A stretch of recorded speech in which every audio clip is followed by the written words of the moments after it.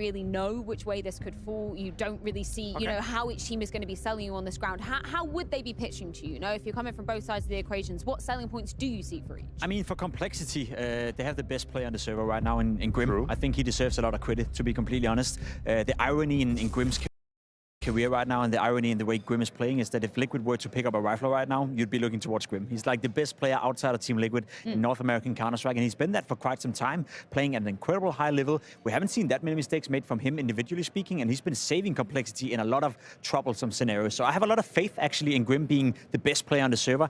That's obviously a win condition for complexity, and I do think that overall it's a team that has given me, I guess historically speaking, the past 6 months, more reassurance that they can play Counter-Strike at a decent level. We have seen them go toe-to-toe against top European opposition 5-6 months ago. Obviously, it's been a long while since, so I'm leaning towards complexity, whereas for EG, best of luck. I'll stay in a now and then, right, when it comes to EG. I think Nilan, once again, has graced us with a couple of very good calls on the T side. Yeah. We talked about the exploitation of the rotations on the CT side. I don't know who's going to start T on Overpass, but if EG do, they will need Nilan. Is there anybody specific that you're putting under the spotlight in terms of firepower from EG then? Obviously, we've been talking about the calls. They did show up really great against Direct in that first map of Nuke. Did Peter off? Obviously, we saw Overpass coming into the mix in that series. Any individuals that you feel like EG are going to need to be using in their wheelhouse? I think we should see, and we would need to see more from Hext, right? Because I know we know the major was a little bit complicated, but that is supposed to be behind us. There is less pressure here. It's a different environment. We're in a studio. There's no crowd.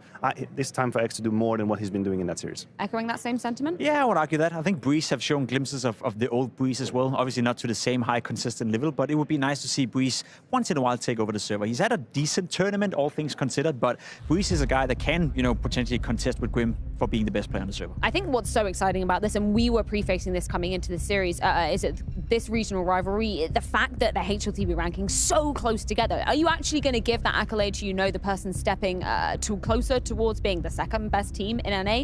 Do you think they're going to be awarded this after this? What are we fighting for? Like, what is that worth? What is it worth? Silver medal in NA. Yeah, I mean, in the grand scheme of things, if you want to do better in Counter-Strike, how does it help you to be just the second best team of that region? Does it bring you anything? Yeah. You get a badge, you get something on your Steam account? Like, I don't know. what are we fighting for? I mean, ego, you tell me ego, yes, that definitely involved. You don't like pride, Yeah, pride, don't you? yes, pride and ego, that's great, Breeds but that second spot in the ranking doesn't mean jack. It's useless. Like, yeah, talk to me about ego, talk to me about willing to be better than your counterpart, dominating an area, right? But that second spot, like, all right, cool, I guess. At least you tried. That's exactly my problem, right? It's big picture stuff. Do we believe any of these two teams can even contest the worst Na'Vi we've seen in a long time? Well, you kind of said that you thought they could. Well, that was before. That was before I saw this misery of an Inferno game happen, right? That's my issue, right? What are they fighting for? Sure, they're fighting to get this win, and sure, I don't think we're going to see Counter-Strike at such a low level as we just saw here in Inferno. Again, I hope one of the teams will convince me in Overpass that yes,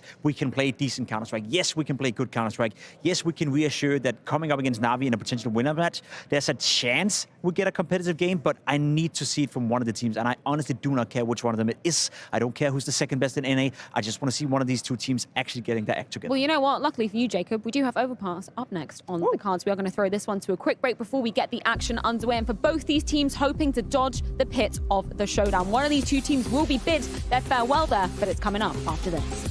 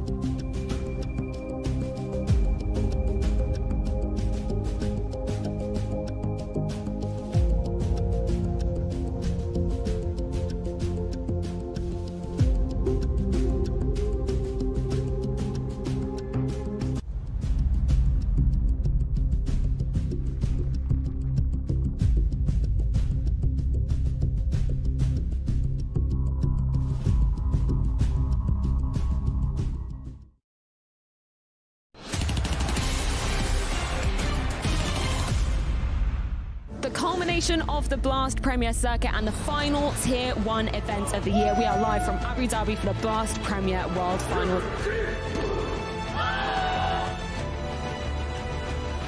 All year long, the best teams have sacrificed. They have fought hard. They have lost. We've seen tears. We've seen emotions. We've seen so many of these players lift trophies. And we've got some of the best teams that made their way here fighting tooth and nail. Are you ready? JKS delivers a triple!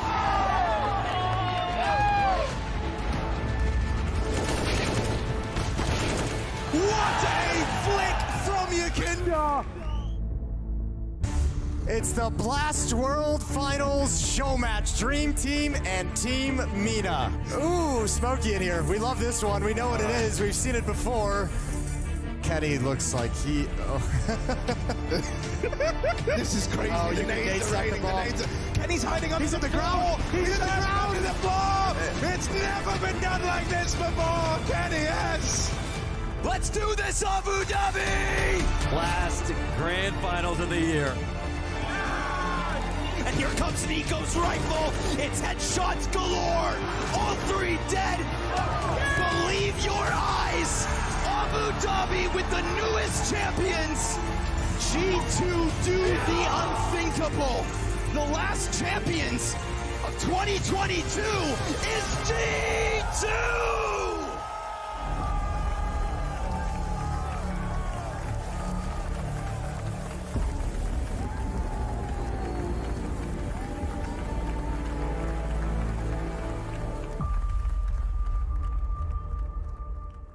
I think winning championship roster is a lot of things coming together. The expectations for each other is high. It's like if you want to be the best, you need to go that extra step. For me, what makes championship roster is to have a team that functions in and out of the server. Everyone needs to be like the same sort of motivation on the team. If you're irritated with each other all the time, then you're not going to really get anywhere. The level throughout the years has definitely changed. If you watch games from like 8 years ago, you can just laugh at it because people just weren't as good back then as they are today. Because now everybody knows what to do when anything happens. CS as a whole has gotten a lot more defined. There's a lot more like nuances, things that go into building a good team in the way that the game is played. It's harder to stay on the top because everybody's working hard. It's very easy to work from behind to set a target. This is where we need to be, and now we're there. How do you act as a leader and as a team? And how do you keep everyone motivated to think bigger? The next 2 years will show, is it going to remain the same? Or is there going to be a team now that is going to be one step ahead of everyone else? I think championships teams over the years have changed. I think we look at domination from the beginning of the CSGO of the Fnatic and NIPs, right? I think now it's very hard to do what Astralis did. It definitely changed the way how people look at CS, how they build their team, and how important things are out of the server too. That's definitely the most important era. I think that really took CS to the next level. Like these guys dominated for like so long and everyone took everything from them. I just feel like as a team we're just a really well-oiled machine. Like it could just come down to like mentalities. Like they're just all on the same wavelength. This year is going to be really interesting to see which teams will come out on top. I can't really rule out anyone, honestly. Like, I saw how many different teams won a trophy last year. The top 5 or top 6 even, top 7, they can all win a trophy. I still think it's pretty much an open playing field. I think we don't know which teams will come out on top. There's definitely some teams that have more to show, especially we are one of them. I think G2 is going to be punching upwards as well. I think they have a super talented lineup. Obviously, hard work ahead. Everything is up for grabs. One win at Katowice. If you're top 6 team, you're number one team in the world. And now you start rolling on momentum. You also have to see who can kind of remain on top, because in my opinion, from past experience, making it to the top is one thing, staying there is a completely another thing.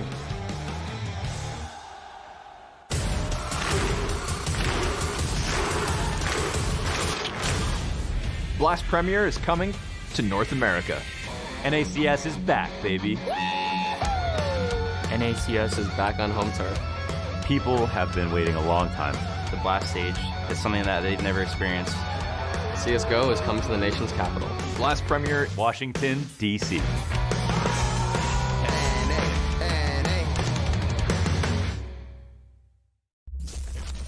That right there is what both these teams are trying to qualify for, though it'll be difficult. A little bit of a tech issue. I think there's an SSD that died in the middle of everything, so the admins are working on it.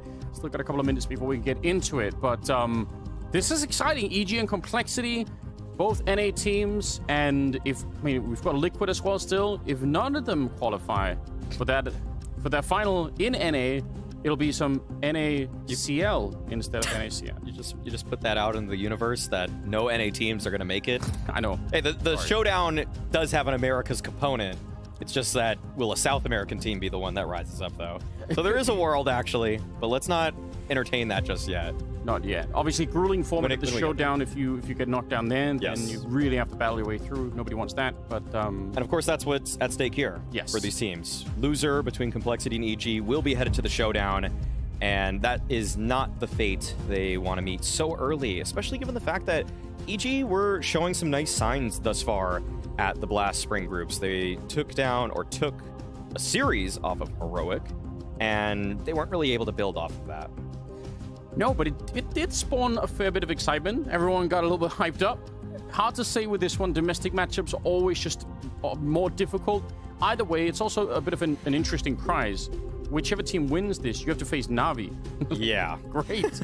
Even if they look like they're not quite themselves at the moment, you still have to think that is a horrifying experience for either one of these two teams right now. Right. You're not going to favor your chances, but to even give yourself an opportunity is what's at stake. And I do think that if EG go into that, they have enough of this kind of, I would almost just kind of ridiculous confidence that they think that there's some way they can do it.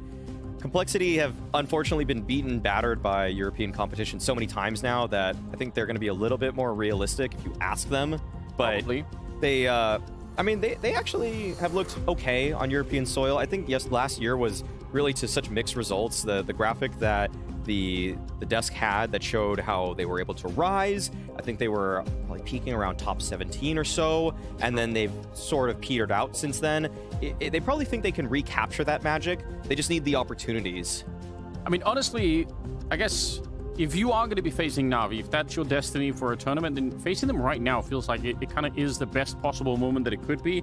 They got a new player in the lineup. Some of their stars are not necessarily having the kind of output that you're expecting. I still think it's a huge gap between and give it a crack here. Oh, the Fang's already spotting it out. Going to underhand that one and stops the Molotov. That timing could not have been better. Under a minute, and they're down in the pit. But now, on the other hand, backup is here. There's 4 people about to be at the bomb site. Doesn't seem like it's going to bother EG that much. Some good shots coming through. They nearly bring it back.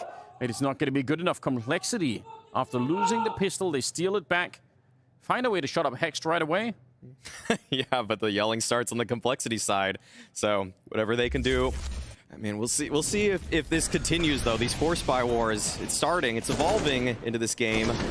Great shots from Grim in this round, though. He was so big in that. 3 kills. I think he got an assist on that one that Halzerk found, but obviously off the back of a great flash setup. That is Complexity going into that last round with a great idea, and it pays off. They found the timing. Now Fang, he was looking for a timing mid. Not presented with any targets. We saw how hot he got on Anubis, but for Fang, it's really been about consistency, because he can have these really huge pop-off games here and there, but it's about stringing them together. And against an opponent like EG, this is where you think he would have the best chance to do so. That could easily put them over the edge. So JT had a bunch of good entries at the start of Anubis when they were on the T side. So they have some stuff to work with, and Grim consistently looking good. Floppy, I still think we could see a lot more out of as well. I'm sure we will eventually if it keeps going. And Grim will put that AK to great use and take down Automatic. 4 versus 5 starting in the 3rd round. And a very tough way now for EG if they want to get back into it. I don't think they can break open Banana again because of this deep crossfire that's already been set up.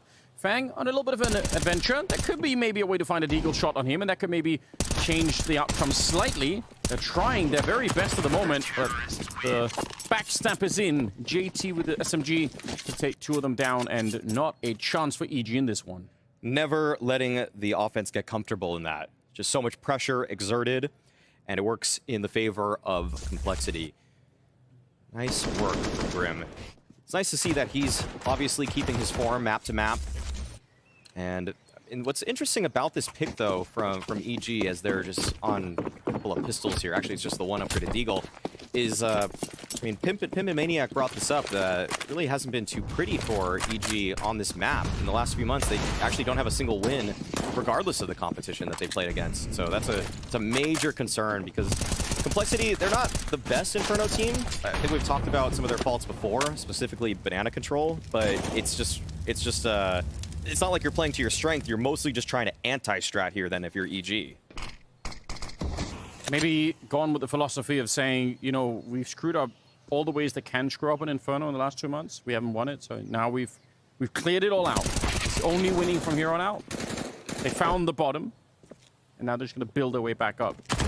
It is kind of curious. Normally, you know, your map pick, you wanted to be one where you think, yes, we were on a hot streak on this one. It's looking pretty good. So that's a bit weird, I'm not going to lie.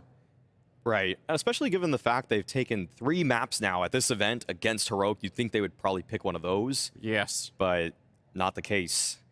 Okay, yet another round, though, for Complexity. EG, they're going to have their first gun round ahead of themselves.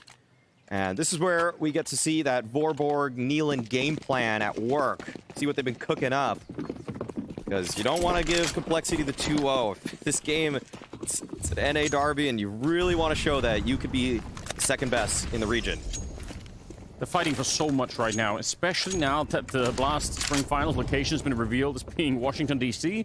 Obviously, you have so much pressure on you. If you're any of these NA teams, Liquid too, by the way, you need to keep this fight up. Oh. Kind of destroys the idea of the silent boost. Right. Not that anyone's nearby to listen, but still. Yeah, in theory, it's just not ideal. Halzerk holding down middle with not the ideal weapon. He's on the A1S. Obviously would want to see him with the AWP, but can still make it work. Saw some great rifling from him in the previous map. But EG, they're being pushed over towards this A side. Smoke towards the arch. Halzerk has the counter utility. This could be a great nade if he waits a little bit. Does no damage, unfortunately, but he's got another. Oh, yeah, stacking them up. The second one is decent. A lot of time at the beginning of this round used from EG looking at a banana. Not really fighting it, just kind of looking there.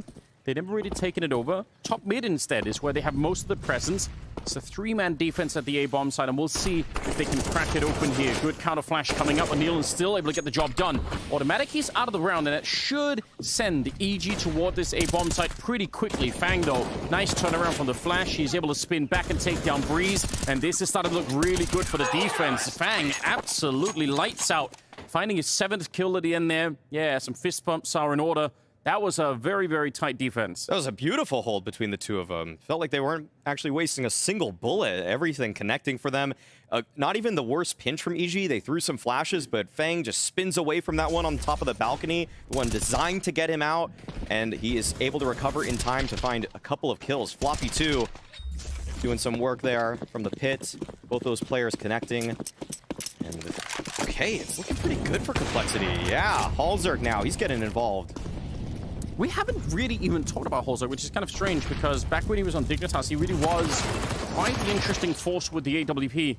So we know that somewhere he can probably start to pick that up again and hit some really sick flicks. That would be, I guess, another good factor in favor of Complexity if they could get him online on this particular map. Yeah, Halzerk in the pregame interview with James Banks talked about how he didn't feel like he was missing shots. It was just decision-making and positioning. And in some ways, that's encouraging that he thinks it's something about the mental aspect or like his tactics that are deceiving him. And so that's something that you can correct. You go to the coaching staff, you talk to JT about how you should be playing situations out. You just watch demos on your own. All of that can improve in terms of what he thinks he's lacking right now. If it were just mechanics, then sometimes it's kind of harder to put that back together for pros. Yeah, it could very easily, it could be the beginning of a huge loss of confidence. If you're like, I feel like I should be hitting these flicks. I used to do that, and now I'm not, and I don't necessarily know why. The answer sometimes isn't just DMing more. I mean, that's a very simplistic approach, I would say. EG using the timeout now to get just a bit of a breather perhaps to figure out what is going on here, because Complexity, they're looking very good at the moment. Yeah, it's a bit concerning that EG's game plan this early hasn't been testing Banana, because that's really why Complexity have been losing this map. Right. The Banana hold between what was JT and Floppy. For this event, it seems like they switched it to JT and Grim, but it's in general just been a weak spot for Complexity. But yeah, EG, they haven't been forcing the issue just yet. Maybe they wanted to open the map up with A first, but we'll see what they go to here. Round number 7. Putting also flash behind that looked like he could have walked right into it. Wiz making instant call, he fell back. I wonder if he realized that was the AWP. Well, they definitely will now. So some good info to work with. If you're on the EG side, you need to know where that AWP is at all times. The flick failing also again here. And they still kind of just want to stick around. I don't know for how long. I mean, they have this double setup at top Banana, so unless EG use a bunch of grenades, maybe they can keep it. You think that EG would be able to clear this out in the next 15 or so seconds. Smoke's going to fade, then they should probably enact their plan. And Holzerk, he's still holding the line. Yes, he is. And this time, the orb will ring true up close. Breeze, good read. He realized that there must have been a second player somewhere nearby, and he checks that close corner. So Grim out of the round, 4-on-4, 55 seconds. And you see the rotation happening.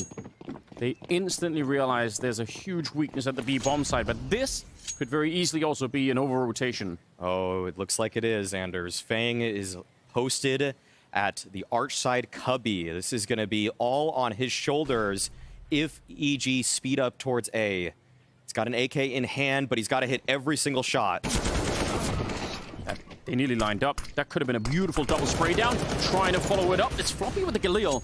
And he can't find the kill either. Both Neelan and Wiz, they could have been dead already, but instead now, 4 versus 3. And what a sneak through from Breeze. Taking down JT just as they were focused on that bomb side. Bomb is going to get planted, and I don't see any reason why Complexity would try and go for the retake now. It just feels like this is a little bit too far gone. They're still kind of posting up, but probably just to pick up whatever they can off the ground. Second round for EG is... It's about time. They needed it. That's Neelan there, out calling the Complexity rotations. Yep. Moving to the bomb site that is weakly defended. A little bit unfortunate for Fang. He's been having a great game so far. He had a great Anubis too, but just couldn't come up in that one. Floppy doing a little bit more damage, and now he's pretty close as this bomb's going to explode. And with the expanded radius, I think he's going to get away, but he might die. Yeah, that's just hanging around a little too long there with 20 HP. Slight bit greedy, perhaps. I'm not sure if he actually could have got away after that initial fight, though. So maybe he was just looking for a next one. I mean, 20 health is very low now with how big that bomb radius is.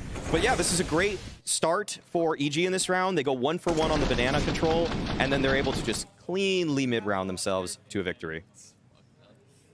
And Breeze having himself a couple of good rounds here, which, again, has to just be important. Like you said on the opening map, he's somebody that everyone is going to be looking for to try and see where is it heading. If EG want a real strong future, at least here at the opening of 2023, some of this has to be on Breeze, right? We just know that.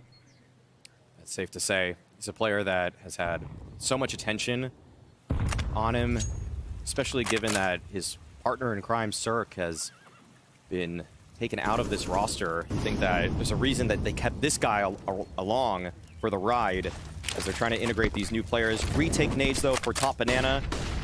And that is excellent from JT. Blinded and yet still is able to connect with automatic. Now, Grim, they're getting pressure towards B right now, but the util is there. It's being deployed. Okay, well, Breeze tries to get past it. This is feeling a little bit disconnected for EG's attack. One player peeking at a time, and this is falling right into the hands of Complexity. Also, this flick is going to be just fine. Headshot to bring down Hex. Overkill, some might say. But if it gets the job done, then we're all okay with it. That first volley of bullets coming out from JT was so satisfying. It looked like pure muscle memory. You know, you have that slight sort of 3-bullet spray, and you obviously try to recover the recoil, drawing the mouse down a little bit. It was so accurate. This is actually so smooth.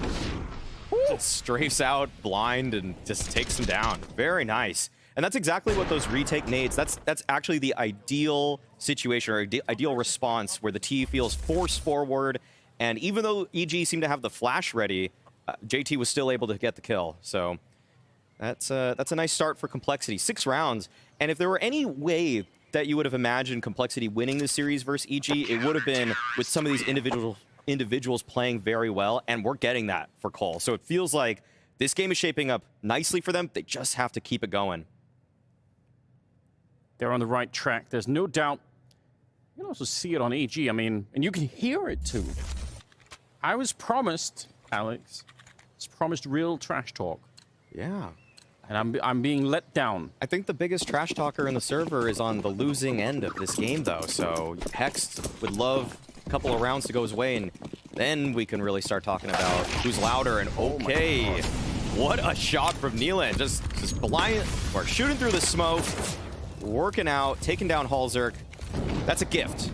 It's a gift, but it's also a good read because that CT smoke that's there at top mid is now a smoke it's a very classic move that the CTs will try and throw deep nades down, which obviously without the cover of the smoke, that'll happen every time. So it's kind of a good read from Neelan as well to recognize.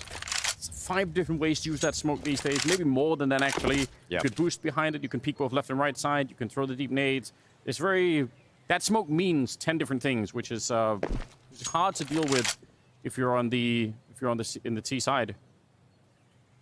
But a good guess. Yes. And EG feeling fortunate. It seems like at the banana side, they're playing to punish. They're waiting for any kind of re-aggress from Complexity. And Complexity, they're getting a little bit curious over there. This is concerning. Yeah, JT taken down, and this is exactly what EG were holding for on this side of the map. Despite the fact they were finding bracket control, now things get really awkward for these remaining B defenders because Breeze is all the way in their spawn. At a minimum, they needed that refrag with the AWP, and they weren't able to get it. Grim is going to find that one. A chance, a very dangerous jump. Imagine if Automatic went down to that flick. Hex still feels like he's in a perfect position to win the round right here.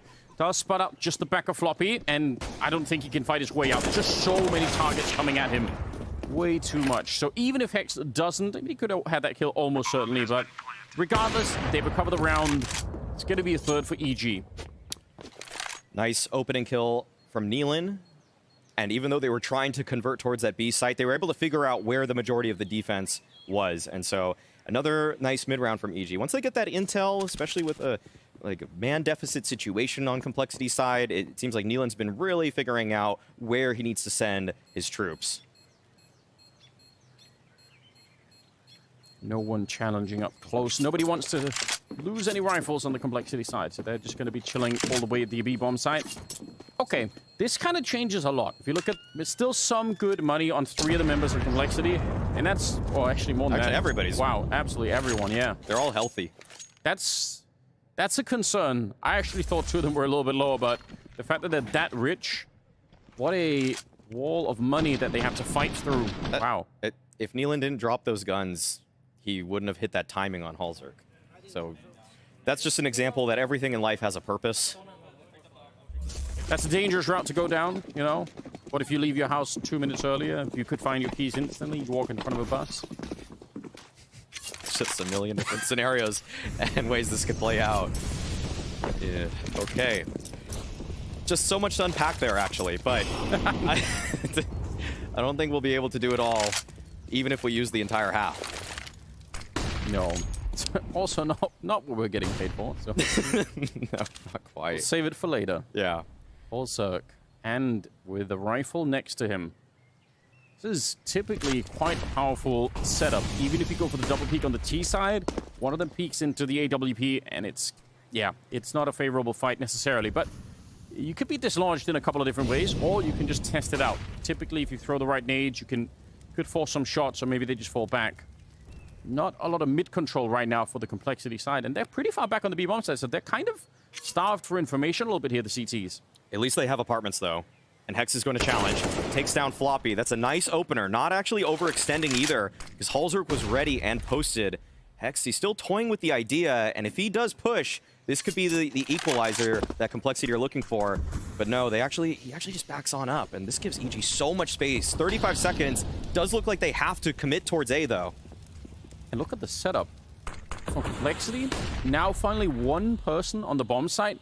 feels like this is more of a gamble rotation where you say, let's just hope they go B this time, but you're going to be dead wrong. Fang is all alone in the bomb site. Even one more kill might not save them. It's good. It's real impressive. He gets the third one, and now the game is back on. Wiz, he'll finally take him down, and it is a 2-1-2. But Fang, that's godlike. He should have been even getting the double kill. I don't think it would have saved him. I think they would have lost the round instantly if he dies. But 3 against the entire EG lineup is pretty crazy. Wiz, he's got the right idea, and he's going to at least spot one of them out. Molotov lands. It doesn't really put too much pressure on him here. And there is an HE as well. Going to be locked in the back line. Puts him very, very low. But the real threat right now is that bomb and the time that is running out. Grim will get the good flick on one of them, and he's low. That grenade might come into play after all. He's swinging for it. One more bullet might have done it here. Grim, he's hunting, but Wiz out close with the no-scope. Taking him down. And that is absolutely a steal. What a recovery. I can't believe it. It looked like Fang had done enough, but in the end, Wiz making that all work. Oh, the triple kill from Fang. Yeah, it felt like that side defense was beautiful, but that was excellent composure from Wiz. Man, this hold, looking back at it, this is just beautifully played by Fang, mechanically speaking, and Wiz opting for the no-scope. Yeah, I think if they knew that Nade nailed him like that, they might have found the kill a little bit in a different fashion. But, whew, okay. Okay, Wiz, I mean, he hasn't always done the most here so far at the groups. I don't think you can say that this is like the instant success you would have wanted by replacing Cirque, but there's some signs here and there, and it's something to build off of. 4-6, though. Complexity still with the lead, despite the heroics in that round. Definitely feels so far from the little that we've seen, like when he's warmed up and the momentum is going his way, he can hit some really sick shots, but you want to be able to dig your way out when you're really far behind and things aren't going your way, because it's never always just going to be perfect. So I want to see some more of that, but definitely seen some interesting shots coming out from him so far. And I would say it doesn't feel like a downgrade from Zerg at the moment. That's a huge benefit. Yeah. To EG as an organization. Yeah, the fact that it's not just an abject failure. Yeah, and you would have more hope for the future anyway, because it feels like Zerg having been in the lineup for so long, you sort of you know what you're getting there. It felt like he stagnated. Right. Yeah. And for Wiz, for all we know, could be twice as good for the next event. Right. 6-4 right now. Slight lead for Complexity. Now, remember they had that huge bank, and even after this, I mean, it's almost 3,500 on Fangs, about 5,000 on Grim. So if they save a couple of rifles here or there, they can stay competitive in these rounds. EG just have to put in more work. They just have to do more damage to that economy. But it's a pretty respectable T side so far for EG. I think this is something that we could talk about. It's not fallen as flat as it did on the opening map. And they've consistently had banana control. Automatic still at the top right there, but Floppy's on the close defense. There's obviously a player with him on the top, and Fang completely blind, but he's able to recover. Okay, 1 kill for Fang, almost a second. So close to taking down Nealon, but the trade is there. 4 versus 3 advantage for EG, and it looks like they want to speed up into this A site, and that's where Halzerk lies in wait. 20 seconds. There's still someone at B. I can't believe it. They're rushing on here, trying to hunt him down. Wiz will get the kill, but the fact that Automatic was here really threw me off. It felt like that could be risky. If they don't break the bomb side, it's going to feel so deflating to know that one of the people that he could have used is just so far away. But they did it earlier where Automatic was controlling the rotation through middle, so it's definitely part of their game plan. And again, really confident late in the round. They managed to take the bomb side on that bracket side. And that's going to be fine for EG, and this is beautiful. If they take the rifles, like we said, that's one of the conditions for Complexity to keep up the fight, and now they've lost 4 of them already. They could still scrap a buy together, but if JT keeps this, then you're going to have actually 3 weapons for Complexity, at least in the next round. Really like to see it, just to keep this game competitive. It's an interesting scenario with Fang getting flashed, but no one's fighting him. You know, if a tree falls in the forest, if you flash someone but you don't fight them, was it really even flashed? Right. That's a philosophy strike.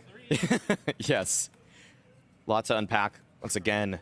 Yeah, Halzerk's got to be a little disappointed about that. He definitely had some opportunities. Seen some oppers on the biggest stages, just nailing people on top of that backside box, but he wasn't able to come up with the goods. Found the wall bang actually onto I think it was Hexed. I think he did 99, but yeah, so close. but EG, they're still building that momentum. Huge nade stack towards the top of Banana. Not able to find anything with it, as Complexity have been comfortable playing back at B. They've really been devoid of a lot of information at Banana, although that has been helping Neelan significantly in these mid-round calls. Oh, JT, it's a nice idea to spam and try and hit someone on the logs down there, but when they're that close, it could easily be the difference between life and death. Wiz is set up for a moment, but they just pushed him back from Banana, and then they're pretty quickly back, so I wonder if there's going to be a timing. It seems the same thing. They're leaving Automatic back there, and the rest of the squad is doing something else. Forward position, though, for Complexity. All the 3 defenders at the A-bomb site towards the apartments here. Hex realizing, yeah, they're really aggressive. A follow-up fight, but it'll go Fang's way. And now Hex feels like he has to jump, but actually he has to do something to try and make up for it. Neelan on the other side. And that's an even trade, so pretty tenacious round here coming out from EG. They're really adamant they wanted to fight and win that apartment's position. Bolzerk creeping back into it, and he'll find a quick little burst on the Hex. Automatic this time, instead of being the last one to do something in the round, he's going to try and recover it at the B bomb site, and he's pretty close to being able to do that. He just has to find Grim back here, but again, Grim has been the one stable player for Complexity the whole way through, so let's see if they could call his number again. They can for the first one. 20 seconds left, trying to readjust, but Wiz right from the side of the box. He'll take down Grim, and it brings them back. Now a 2-on-3. And a chance here for EG to finally shut down that Complexity economy. If they do this, they probably take the round lead in this half, and it'll be a huge momentum switch up. He's got that deep look. He can see it. They don't have any more nades, really. Maybe one flashbang here against an AWP. That shouldn't do too much. All right, it's good to the start. Automatic goes down after the one shot, and now it's all on Wiz. They are putting some pressure on him, trying to wallbang him, but he's deadly accurate. Great shots coming out. Wiz is warmed up once again. And now the pressure is on JT. He is running out of time. He can't play this game much longer. And he just absolutely heat checks him. What a great play from Wiz. Wiz has been phenomenal in these post plants here. It just seems so hard to dislodge this guy. Once he gets settled in that site, that is lights out. Wow, I want to see the shot that he hit on Grim too, though. This entry must have been something, right? Oh, nice flick. Okay, Wiz battle opping, post plant opping. We're starting to see what he's made of, why they wanted to make this switch. Oh, it's so frustrating, but it's really...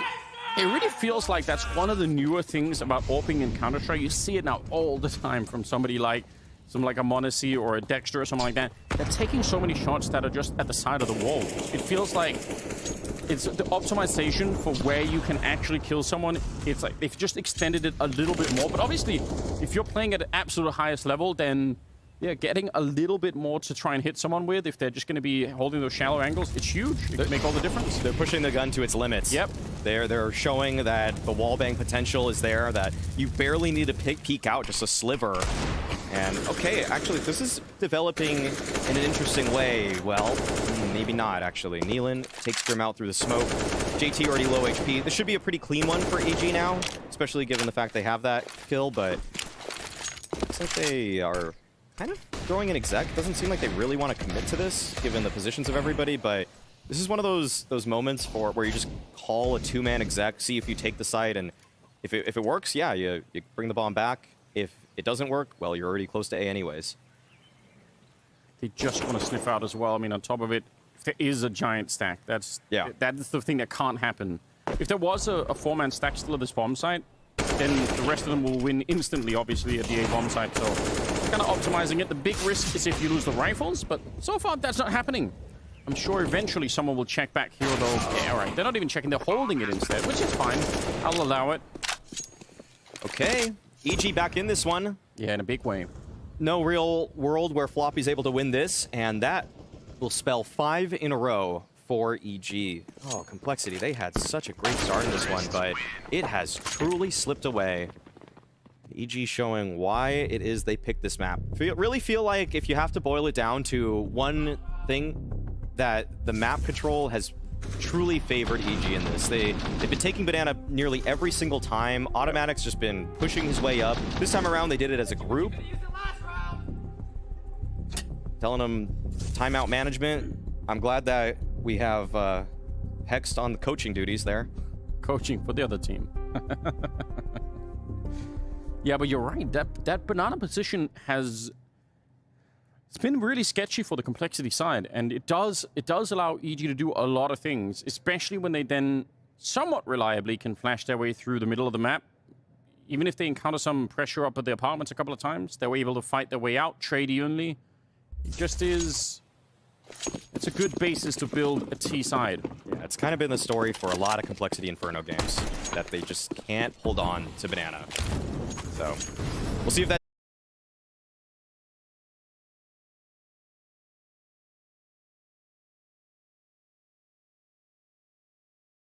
Got 3 people here at the start of it. That should give them a good opportunity. Also boosted up on the AWP. Hasn't yet made the jump up onto the wall itself. Presumably you can't stay like this forever. Flash, but not even turning around. He just doesn't care. Oh, this might be an easy shot. Automatic was not ready. Walked right into it. Very interesting. I would have thought it was a bit of a risk to stay that long, but... guess I'm wrong. Happy to be wrong. Yeah, able to find one. They don't maintain Banana control, but an opening pick is good enough, some may say. So, even though EG have that space, they're still just grouping up. 55 seconds left. Does it seem like they want to end towards B? And the utility is still pretty good for Complexity. This is a round where they can break the momentum of EG, surely. They definitely need to, because their own money is going to be so destroyed if they don't. And it could just be a wipeout. It could be sort of a 9-6 finish if they don't turn this one around. Have the right idea. Grim playing anti-flash, waiting for it, although he does eat that one. 25 seconds as they start to push through on the other side. There's smoke everywhere. He just can't even see who he's shooting at. He will do some good damage, but they find JT in return, and Grim, he will get run over. Hexed with a nice kill. Now it's on Holzerk. And it would be a miracle shot for the smoke. That's the only thing that could have maybe opened it up. And even then, it just feels like it's too much. EG, they're going to be at 8 rounds. And Complexity, they'll be lacking the 2 rifles they just lost. That's a tough one for Complexity. You get the opening pick. You still have a lot of utility to work with. Grim had the counter smoke ready for it. But the EG exec was a little bit too strong. And Grim just almost could see around those smokes, but just not being able to connect with another kill means EG is able to steal one away despite the man deficit they face early in the round. Unfortunate, because from having such a huge bank in the middle of the half to being in this weird position where we can kind of put it together, but it's not everything you would have wanted. And 6 rounds on the CT side. You can make it back from that scoreline. It's not so devastating that we just have to cancel the whole map. Yeah, Grim frustrated. Yeah, that's one of those moments where you actually feel like he made a very strong play, but just couldn't quite connect. So, back to the game. Round 15. This is going to be a run boost for Holzerk. See if he can find anything. No, Wiz is waiting and posted. Early advantage. Now JT wants to force the issue. He wants to get something back, but it is a slaughter. EG sprinting up Banana. And they're probably wondering, 2 people there. Could have been a third. Floppy. I respect that. You have to roll the dice. If you're playing in a 2-on-5 like this, if you're just waiting on opposite sides of the map, one in A and one in B, that's probably never going to work. So he just wanted to try and see if he could find the godlike timing. Instead, Fang hanging around. The bomb is going to be brought back to the A bomb side. I think Hext is checking out that part of the map already. So this will 99% be a 9th round for the EG squad. Fang, it's all about that Automatic has been making these plays. So he is kind of anticipating it, and he'll get the kill for it. That's a good understanding of the style that Automatic has been playing. Unfortunately, all the work is still ahead of him, and he'll run right into the AWP. Breeze wielding it 9-6 in favor of EG the opening half. That is really well done. This looks like a bit of a comeback. We could be seeing a 3rd map, but not before we get a 2nd half.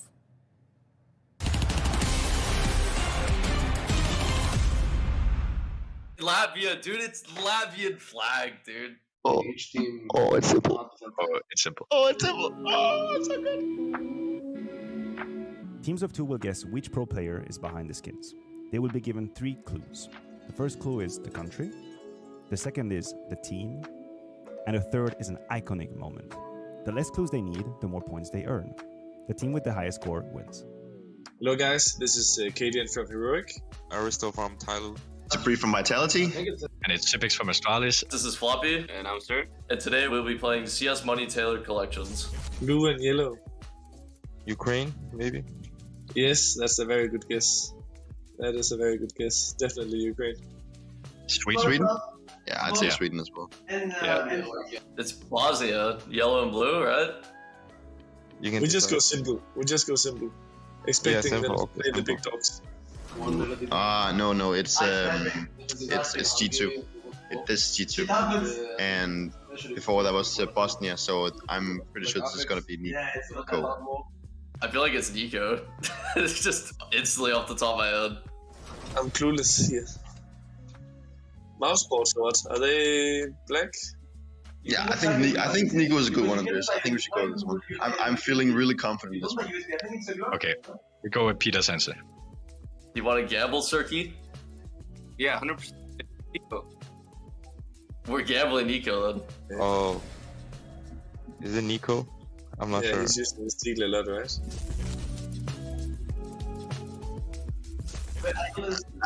So good. Of course, it was so good. Peter. We take this 1 point. It's Nico. Oh yeah. Nice. Oh yeah. Let's go. Yeah, I was gonna say. Alright, Cirky got this one, bro. No. I was gonna say Denmark, but never mind. Red and blue? The hell? Okay, I have a guess actually. Red and blue, you know, if we think about the Scandinavian colors, could maybe be Norway. Could it be Norway? Dude, I feel so dumb. Norway? Oh yeah, Norway has, I think the lines are blue.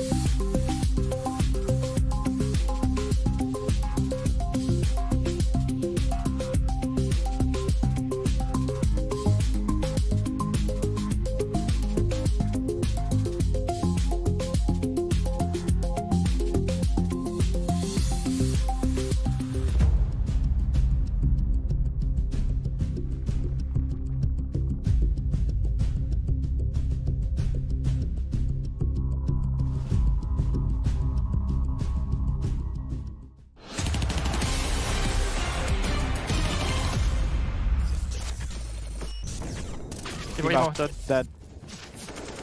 Fight first. I'm gonna get back hole. Okay. 2v3. Almost one. Don't fuck them, they have no. No. Here you. Okay. I'm holding spawn. They might know I'm here though. They come from banana. Okay. Can you just hold my back hole? Hold back. Yeah, I'm holding back hole. Not seeing banana. Flashing. Fine. One more back hole. Other guy is unknown. Oh. Nice. One bullet. Nice! Nice fucking shit, dude. What is all you need? Whether you want it or not, we have more NA Counter-Strike coming your way. It's a great end to it there, Wiz. Obviously, flexing on them. Really nice that last kill as well. It was so bold and just out in the open. You like to see it. It's a 9-6 first half in favor of EG. They were looking like they were getting beat up at the beginning. Complexity had a very good run, and then EG just took the game back over again. We could see a third match on Overpass. I kind of hope so. I want to see more of this. It's building up to give us a third, Anders. Like you said, whether you want it or not. I caught that. I also love that Nealon went for a little trash talk right there. I don't think I've seen him trash talk anybody ever before, and he said, you guys are so bad. It's got to start somewhere with the trash talk. Let's see if it continues. Yeah, get everyone on board. I'm glad more people are getting dragged into it. Medic has taken a push already. He'll find the opening kill of the second half. Floppy, that's pretty deep on the map. The bomb, on the other hand, is going to get planted out here. So a full-on retake while they're still battling Fang. That is unbelievably awkward. Even in a 4-on-5, he's quite far away now, so I guess they've given up on it and said, you know what, it doesn't really matter. Let's just go right now and get that defuse before he ever gets back into the fight. JT, it's an enormous amount of damage, but he hasn't found the kill yet. Instead, Nealon now making it finally a 4-on-3 as Grim will pick that one up. The defuse is still happening. They can't stop it. Hex, he finds the headshot. They were stacked on top of each other, and I think when they get the first kill, they assume that's the defuser, and it wasn't. Oh, I'm not sure. JT just didn't push through the smoke. Grim felt like he was doing so much work. Grim was on a warpath to get back to this bomb diffuser, and there were so many kills. I think there's definitely a chance that JT just assumed one of those was the diffuser. Opting not to push through the smoke right there, it was probably the only way Complexity were going to stop that. And so EG, they're able to come out with the victory. They have really taken hold of this game. That is... I think that's 8 rounds straight for EG, actually. Those were some sick shots from Grim, weren't they? Real shame that there wasn't more time that he could have kept on fighting. Yeah, it's a good end to the half. Good start to the second. Okay, Grim's pressed on forward. This is what the utility is supposed to do, but they actually didn't catch him. This is actually the fight that the CTs usually are setting up, but now it just forces them closer. Smoke up towards CT spawn. They don't want to fake this. They just want to go straight for it. Submachine guns on the other side for the crossfire. Grim finally gets that headshot. He is so accurate, but oh no! Through the smoke. A little bit of spam. A little bit of an HE sprinkled on top. And it will put Complexity in a very precarious situation. Holzerk practically dead there, but Floppy is still alive. And he'll get one more shot at it. Breeze shows up to the mix, but it's an instant dink. Floppy will take him down. And Complexity just brute forcing their way onto the bomb site. Grim with the double entry there, too. It has been hard for anybody to match this guy. He is just performing so well. The shots are so accurate. It's really fun to watch when Grim is this good. Yeah, he got boosted up there. Yeah, exactly. Just jumped up to the top of oranges there. Nice stuff. And then Floppy there to close it. You can see what that means for Fang. Thinking that this is the start of some momentum in their direction. That was 8 rounds in a row for EG, so Complexity needed to start then. Well, we know part of what went wrong for Complexity on the opening half was not quite controlling Banana nearly enough. Hopefully EG won't make the same mistake. It's a very open game still. 7 to 10. Money, at least for the minute here, is on the Complexity side, so anything could really happen. Even if EG, that 3-round lead, looks pretty good, could evaporate very swiftly. UMP picked up on automatic. I don't know about that, but I guess we'll find out. The hunt is on. That UMP at range. Yeah, he's going to get spotted. Breeze, though, he'll get a kill. Oh, dear. This is falling apart right quick for the T-side. Nealon getting hunted down. Still just Grim doing all the work. Multi-kills all of the rounds here. A triple in this one. He's brought his team back into it. Grim has just been a beast in this. When everything's falling apart, or when they need some way to manufacture a round,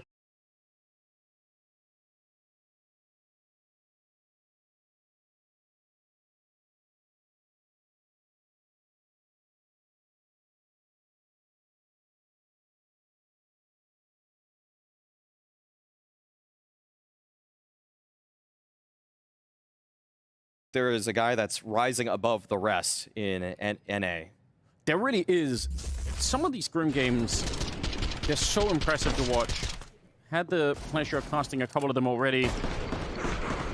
It's wild when he's just getting into this mental state. 18 on him right now. If you're on the EG side, you've got to be thinking, who could we put into play to stop him the way that he's playing at the moment? Somebody has to step up. Automatic is at 12 kills. It's gonna be a Floppy farm round. Could be a huge one for him to get on the board. He's been pretty quiet today, but yeah, 5 USPs. It's really okay. Well, actually, he kind of gave up the chase. Okay. Oh, this is actually a pretty quick flank. These USPs. I don't think they realize yet. Is anyone going to take a look? Here it comes, Holzerk. Sounding the alarm with the deagle in hand. Oh, he's got the entire squad. That is beautiful. They all said, all right, forget about the bomb plant. We have to save our mate out here. And it works. Holzerk just had a deagle in that round. Yeah. And he had over $5,000. Okay. No problem.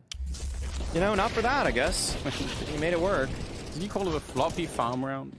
It could have been a floppy farm round, yeah. Is that a patented concept? Is that just the alliteration there? Yeah, that's what I'm gonna trademark. Nice. Okay, he's got the op though. Holzerk, that is. Upgrades. didn't want to invest too much, knowing that he was likely against USPs. Actually, you know, it all makes sense in the greater plan. Especially if he could put that AWP to work here. 10-9. EG in their mind, they must have been thinking, even how the pistol round worked out, this is going to springboard them to much more of a lead. But with complexity, they're catching up almost immediately. Wiz, now that the Molotov is faded, walking into it, the timing could not have been better. Great shot, but also is back with a vengeance. And it's a 3-on-4 when the dust settles in the middle. Seems like JT thought that he slipped the net there, but Wiz actually spotted both of them, quite sure. So it was pretty easy cleanup for Automatic. And now, Complexity, they don't have too much to work with. They're down a man, but Grim is alive. And Floppy finds one. Okay. This is so dangerous. There's a lot of pressure on Hex. Yeah, there really is. Now, they don't have a flash to make their way through, which is the kind of the classic way that people are doing this now. Instead, it's just going to be the raw jump as they smoke off CT spawn. And Holzer, he's starting to get there as well. 13 on him, 2-on-2, but a very quick bomb plant here. And Nealon, if he doesn't wait for Breeze, this could be a bit of a disaster. They have a little bit of a window. No kit at the moment. There might be one on the ground somewhere. Grim looking right over, and he's going to catch him just in time, but Nealon is quicker somehow. The FAMAS comes out on top, and now the pressure is really on Holzer. Yeah, he's burning alive at the moment. A missed shot, the Deagle's back. He hits the headshot on one, but he can't find Breeze. Instant on the defuse. A good retake here. It got real close at the end. Nealon was just so close to that. It seems like he heard what was going on there. They were able to structure that retake, and EG were able to come out with the victory. That was so close. Truly an opportunity for Complexity to bring back a round that did not look good for them, but just one shot away from doing it, from completing that one. Still a really strong box. So many players alive in previous anti-ecos, anti-force rounds. And it's actually a much weaker buy for EG. 2 MP9s. Not what you want to see. And Wiz with no utility. It's going to be all up to his gun work. Getting some pretty quick movement going on in the middle. Wiz on an adventure of his own. No backup here for him. Just a solo play. Now a little bit of a teammate's going to be showing up in Breeze. That's kind of nice. Still, no one's testing that side of it. And the question is, do you just keep this position? Or if you're Wiz, do you try and take the next corner? And we're getting an answer right now. This is so bold. He's spotted that jump already. I don't know if Fang, there's surely no way that he spotted him. Breeze sees just the tip of a toe there. Enough to take him down. And he's thinking about it. If Fang takes one step to the right, he could be dead. Yeah, he might have spotted him, actually. It'd be so crazy. I would love to see the replay from his point of view from Fangs. I feels like that's impossible. He was jump spotting to look middle.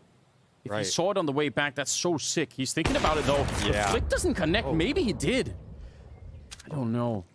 Yeah, it's really interesting. I think it was probably a question mark on his radar, honestly. Oh, yeah, that's true. Yeah, that could have popped up, but it looks like it's going to be a B hit anyways. Yeah, they'll try and make their way through. Fangs out of it. Hex, got to be careful. Conserve some of those bullets. Oh, it's blind. Even when he can't see anything. Grim is still lethal, but this round is going to be a little bit tough. And Nealon doing a good job of just hiding back here. He'll get the double kill. They're running out of time anyway. EG. All right. Starting to get a bit more control. That last one, the first one that they won here in the second half with the rifles was a 1-on-1, so they have almost a little bit more respectable. Even though Wiz didn't find any kills there, it's really nice to see that he goes for that sort of initiative. Obviously, the map just kind of shrunk for Complexity. They had that lurk towards mid, but the B hit just getting caught out. Nice hold from Nealon. Really, EG there, they did a lot to actually just put that forward defense. The most impactful. It was definitely fun to watch. Yeah. In terms of just that interaction. Yeah, a little bit forward. There was Breeze catching a couple lurks too, but yeah, it's almost anticlimactic to see an offer like that. Just push so far, but it's all the rifles that do the dirty work. 3-round lead. Complexity put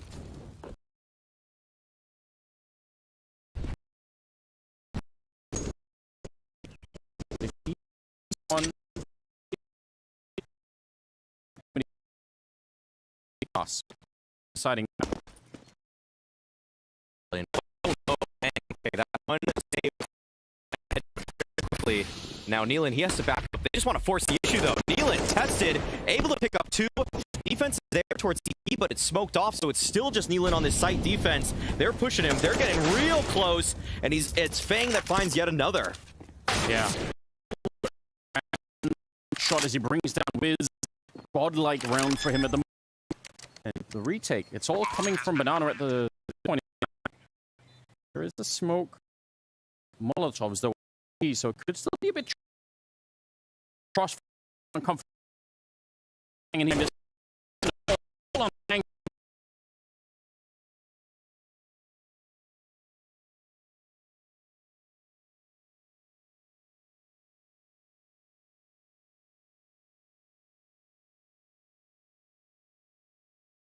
Round and he'll go down. Automatic will find it. Very good retake, but that should have never got that close. That takes it from being a round on the EG side to being more of a to begin with. This is what a beginning. Oh, that first shot on Hex as he falls down. Wow. And this game doesn't lack firepower, that's for sure. If you came for some good shots, you're getting them. Just not always piecing it all together on either side, but EG up 13-9. They are looking pretty confident here, but Complexity, they have yet another buy. Found that bomb plan in the previous. They inflicted quite a bit of damage. Potential to be a big swing round in the game, and it looks like it's a heavy B presence. Grim, though, taking down Hex early on. This gives JT a lot more to work with. Yeah, he had a couple of rounds there, Grim, where he wasn't to hit 20.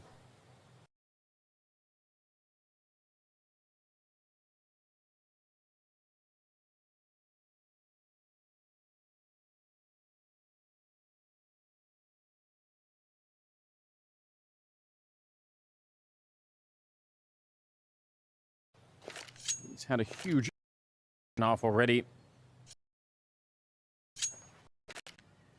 Setting up for some archways for Floppy. This does give a lot to work with if you're calling inside. Shuffling around at the back line. While they had no idea at the bomb site, they're saying, all right, well, let's play the AWP over here, and if they show up, we just have to pray that Wiz is going to be good for at least 2 to set up the rest of the round. Moment. There's an apartment. Floppy might get tested here.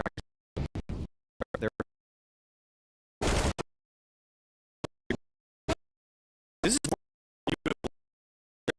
in the A bomb site now. Complexity putting the pieces together in this one, and they make a great mid round.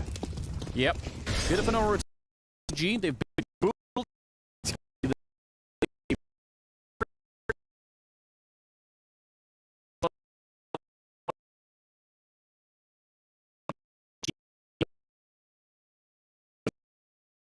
you never one good opening kill, and like you said, Floppy obviously getting the one, but spotting that double position out there, I think that's also what probably made EG panic a little bit. It did. EG just bit so hard, and it was a flurry of utility. It's hard to actually say that it's not a real hit. Everybody from Complexity was actually there, so it was a good read at the time, but there was just too much real estate available for the offense in that.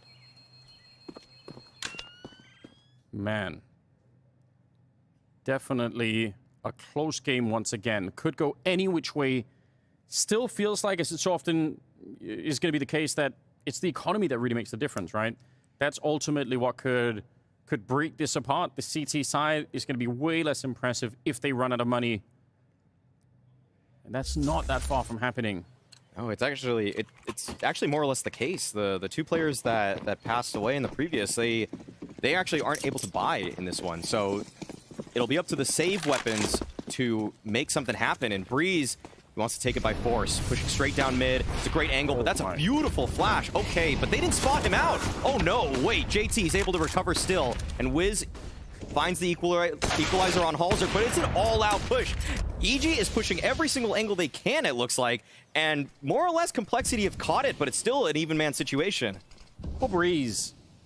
Got flashed, didn't get spotted, had an unbelievable opportunity, and then somehow got shot in the back by JT instead. Just a roller coaster of emotion in the middle there. And now Wiz started to get a little bit closer. They have potentially a great hold, but they must be careful. If he loses back up behind him, if Automatic dies, then Wiz should fall right afterwards. There's the shadow showing. He's going to be good for that one. Running up with the USP, but they spin it around. Grim with a good kill on Automatic, and now Nealon, he's going to be scrambling to try and get here. And again, the economy is also on the line here. If he can clutch this round, then he is the hero. It'll bring him back. It might even get them all the way to 15 if they're really good with it here. But if they lose this, they're in trouble once again. He's sneaking in. He's got the right idea.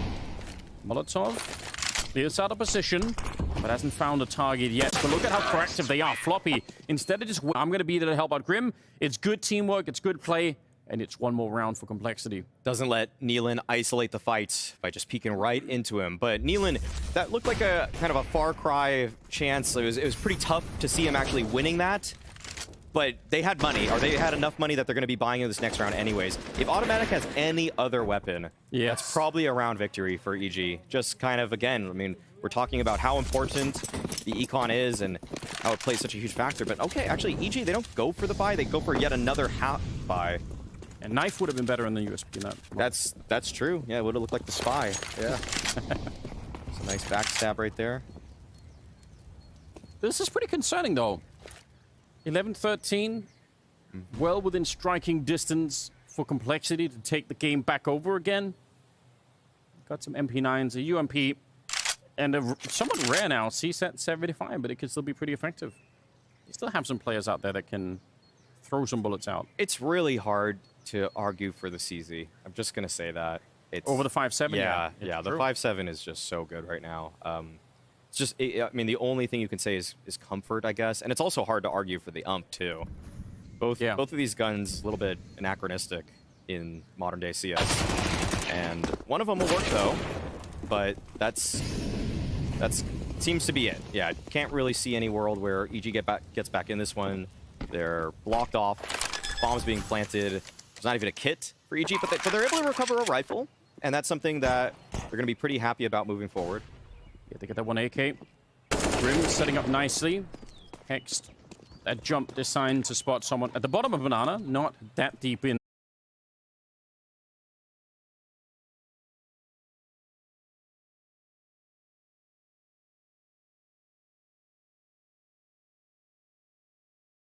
Keep going. He's like, I'm just feeling it. I'm having one of these games. I really want to keep doing it. But obviously the problem is you give them over another AK. Yeah. That's actually a big mistake. So I'm happy to see him fall back.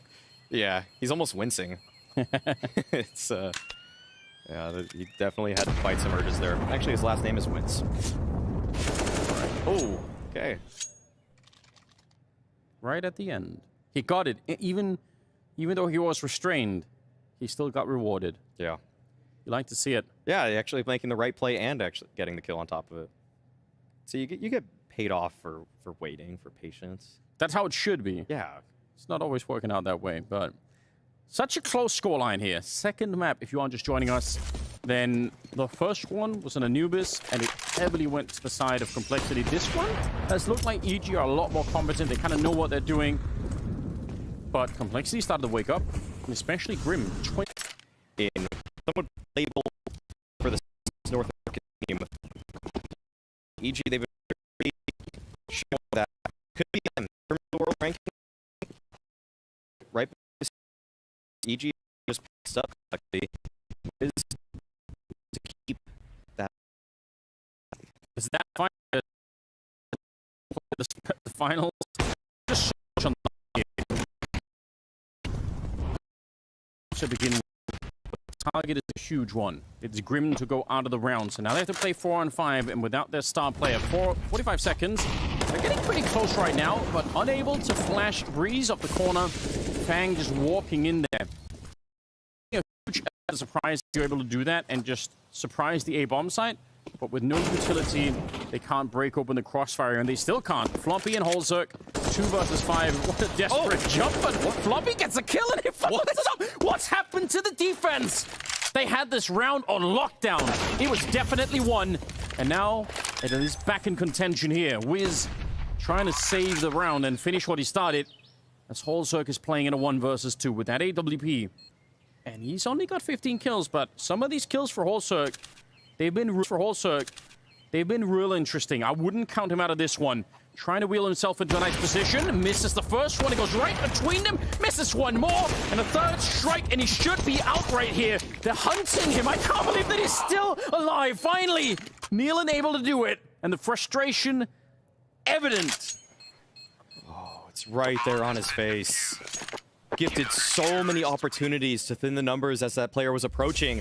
It takes him to the sidearm, that is, to find the kill. And man, they put in so much work to bring this one back. This felt like a completely lost round, and then you get this close.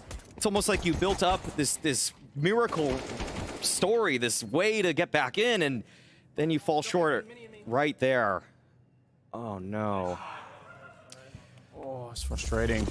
Yeah. That hurts. Sympathize. That really just hurts to watch more than anything.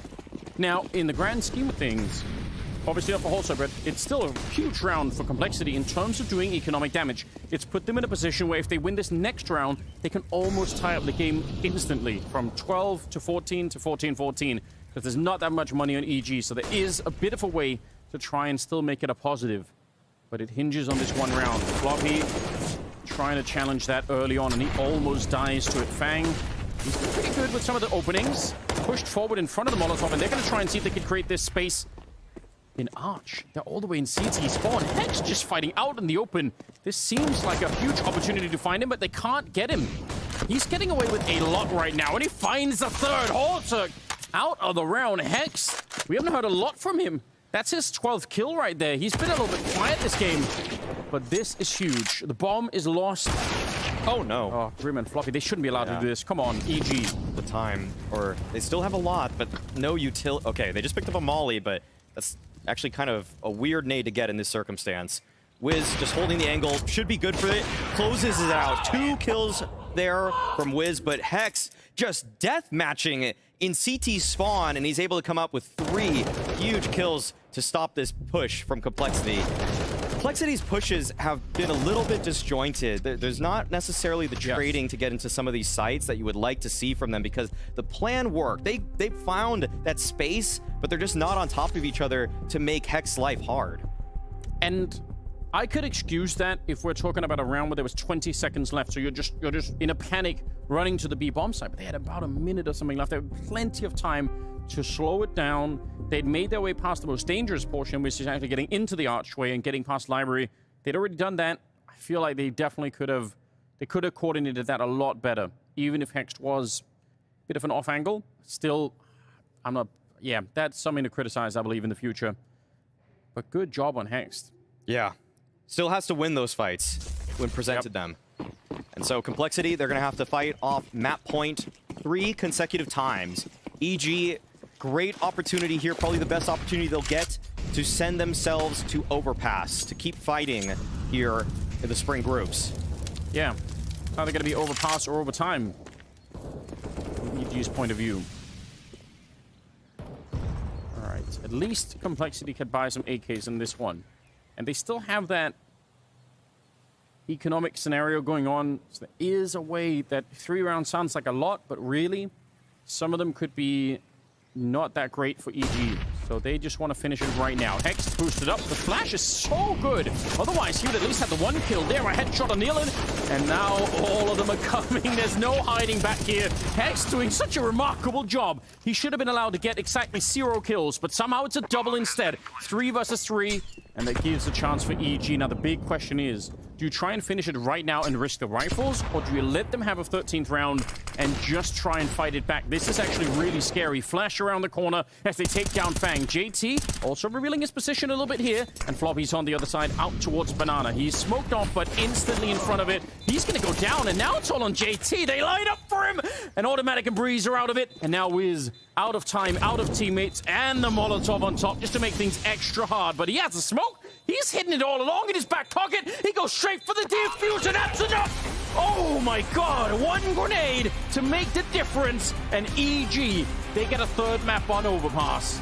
EG, they had so much utility to pull that retake off. Nade after nade on Fang, flash after flash, and then Wiz gets it done with the smoke there. Great job from EG to send this to a third map. Wow, Complexity felt like they were building that momentum, just couldn't quite keep it going. That should have been a knockout. Falling back towards construction with a Molotov like that, so sick. We've got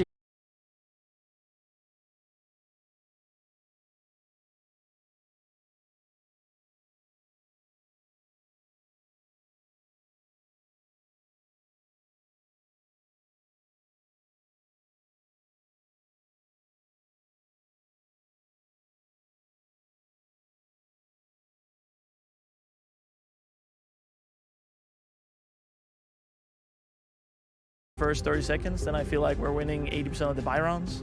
Okay. So it's about, like, we just have to be solid, and we need to, like, we have good plans, but we're making mistakes that are costing us dearly, and we need to stop making those. And I spoke to you when we did the pre-match interview about things getting a little bit scrappy with this. It certainly is getting scrappy at times. You nearly lost the 2v5 as well, but you're managing to hold on by the skin of your teeth. Going into overpass, what are you telling the team? How are you going to get them under control? Yeah, I mean, we definitely need to, like, keep our feelings and emotions in check most of the rounds. So for me, it's about, you know, making sure that we play in our pace and not by their pace. Because again, like, they're pushing us a good amount. They're going for peaks, and they're successful. So obviously, they should keep doing it. But we need to make sure we shut that down. Well, you seem well aware of it. I'm going to wish you best of luck going into last map, mate. Thank you.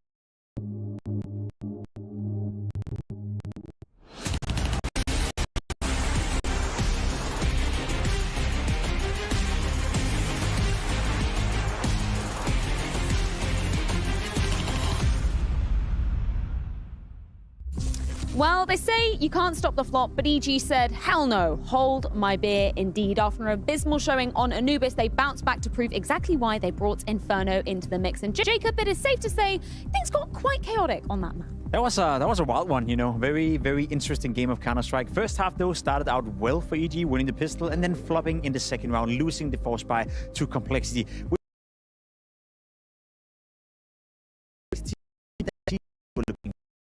Control, quite point out. Unfortunately, Complexity had everything they needed in the beginning of the game, but yeah, let's talk about the round that we saw in the first half, where back in their favor. So let's check in with Dan. This is the round that kind of sparked a little bit of their T side, so I want to put it down right here. So what you're going to see here, simple exchange towards this banana side, automatic freeze, Grim, and they have control. Now, a key detail here is actually that Halzar, as he falls, both his smoke and his top, you drop both, you smoke the top. And if you look here, he's the only one that he has no utility. The mini here, you'll see that all of Complexity, the rest of his team, they're all towards A. So what that means is that for EG, if they decide to hit this this B bomb rather, then Halzar, he's going to be completely alone. So what do Complexity do here? You're going to see that they're going to force a rotation.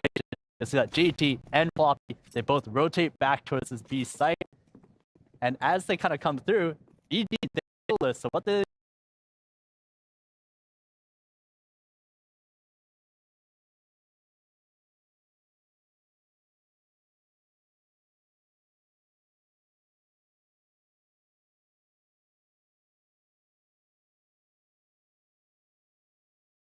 what do they do instead? They actually fake the B bomb site. They throw a front sight smoke. Breeze throws a flash as well. And by doing this, you'll see that from his point of view, he gets smoked out. He needs information. He's not calling this rotation up. He wants this rotation to come through because they need to find a way to defend this. But EG, they don't actually go. Instead, they go all the way back towards the A site. And this is a race against time because at this point, they're trying to make sure they can hit the A site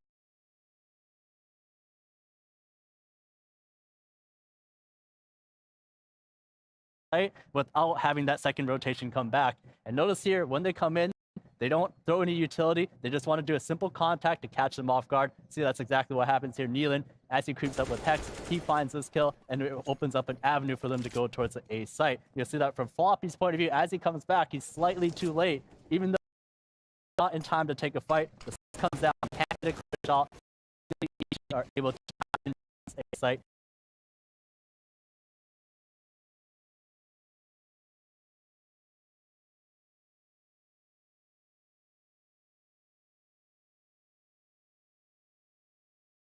And capture the site. So really good thing by EG here, reading the utility and just so they can hit the site. And once again, Mahone zone, because that point on Matthew, that was 7 rounds in that first. And it highlights what I think is the core of the issue for the first half. We're talking mid-round calls from Nealon, one of the topics that we've been talking about here at the desk. Of rotation of Complexity. They were very lackluster in the decisions they made. When do we have to rotate? How do we rotate? Where is our last anchor standing? We could see on that very good clip from Danny, the last A player is long. That in itself is a yellow card if you play football. You can't have that possibly. It cannot be your last player on the A side. So Complexity made a bunch of mistakes. CT side rotation. Yeah, so they had a good T side. They came back in facing and good understanding of when to hit and where to hit. We saw it right here as well. Both the pistol lost second rounds. They got to one relatively convincingly right here, 16-12. So by no means a perfect game for EG, but they were by far the better team here. Yeah, it kind of reads as a story of two sides, I guess, if you look at it. Sure, there was good bounce backs from EG, but for Complexity, of rounds, it just slipped through. Wow, yeah.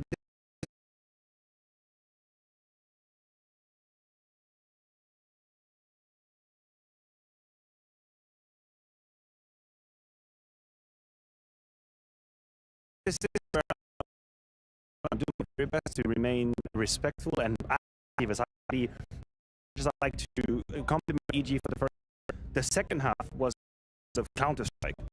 In Counter-Strike, it was Counter-Strike. We can start with round 22 because the amount of fuck I'm gonna say on this second half was crazy. Look at this. And Fang, Nealon is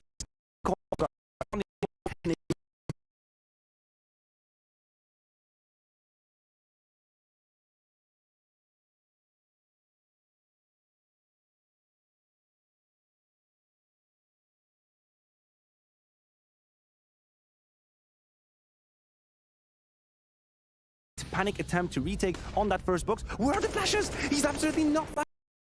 There is no util being used. The C smoke is late, and guess what? On top of that, it is missed, which is why Wiz gets a kill right now, and that a situation where Complexity had the first kill. They had way into the side just because of a missed flash, a missed Molotov, a late smoke, sorry. That's just like it, the clutch falls into their arm. That in itself, it got me in my heart. I suffered just a little bit. I bled a little bit. It's unbelievable, right? Because that CT spawn smoke, I counted 3 times Yeah, it in the happened game. more than once. 3 times with a gap in it, and they kept taking advantage of it time and time again. We talk about Counter-Strike. I love that term, by the way, Maniac. And the craziness, chaos continues going into round number 26, which close your eyes if you don't like ugly things at home, because this one got messy. I almost died watching this, I'm not gonna lie. It's a 5v3 at this point, right? It's gonna be a 5v2. At this point, there's no way Halturk or Floppy should be able to win this. EG is doing their absolute best Complexity impression by throwing away around, and all of a sudden you have a 2v2. For some reason, Floppy right here throwing a good smoke, and what does he do? Instead of waiting for the smoke, he goes up and dies and leaves Halturk in individual. A ton of opportunities. A ton. Get one kill with a P250, can't get it off. They end up losing the round. Just the amount of in this round, P2 that turns into a 2v2. He has the perfect utility to smoke off it, goes up, fight before the retake even happens. I cannot stand watching. It's all because of course I reach out there when and all of I know how people are just gonna immediately attack him with spears and stones and like, oh my god, this clutch was so poorly played by Halturk. The entire round is a mistake of nature. The entire round should not have happened. You look at the execute from Complexity, it's devoid of any utility. They basically try to walk into shore. That's what they do. They get into a versus 2, you're thinking, well, that was a bad round. Okay, let's move on. Somehow G managed to find a way to give them into the round. I don't know. Then you have a utility that's supposed to you pick before that utility. And what do? We left at home. The worst part that is maybe visibly not the worst part of the round. Yeah, it's no mistakes in that round, which is definitely going to be one thing to wipe clean from your memory. And you know what? We can, because we are moving into Overpass, the third and final decider. You know, we can get a heart rate now. Maybe not so if you're looking at the results for both these teams at this tournament so far. They've played Overpass twice each, respectively. Neither team coming out with a double. Good news, some get a double.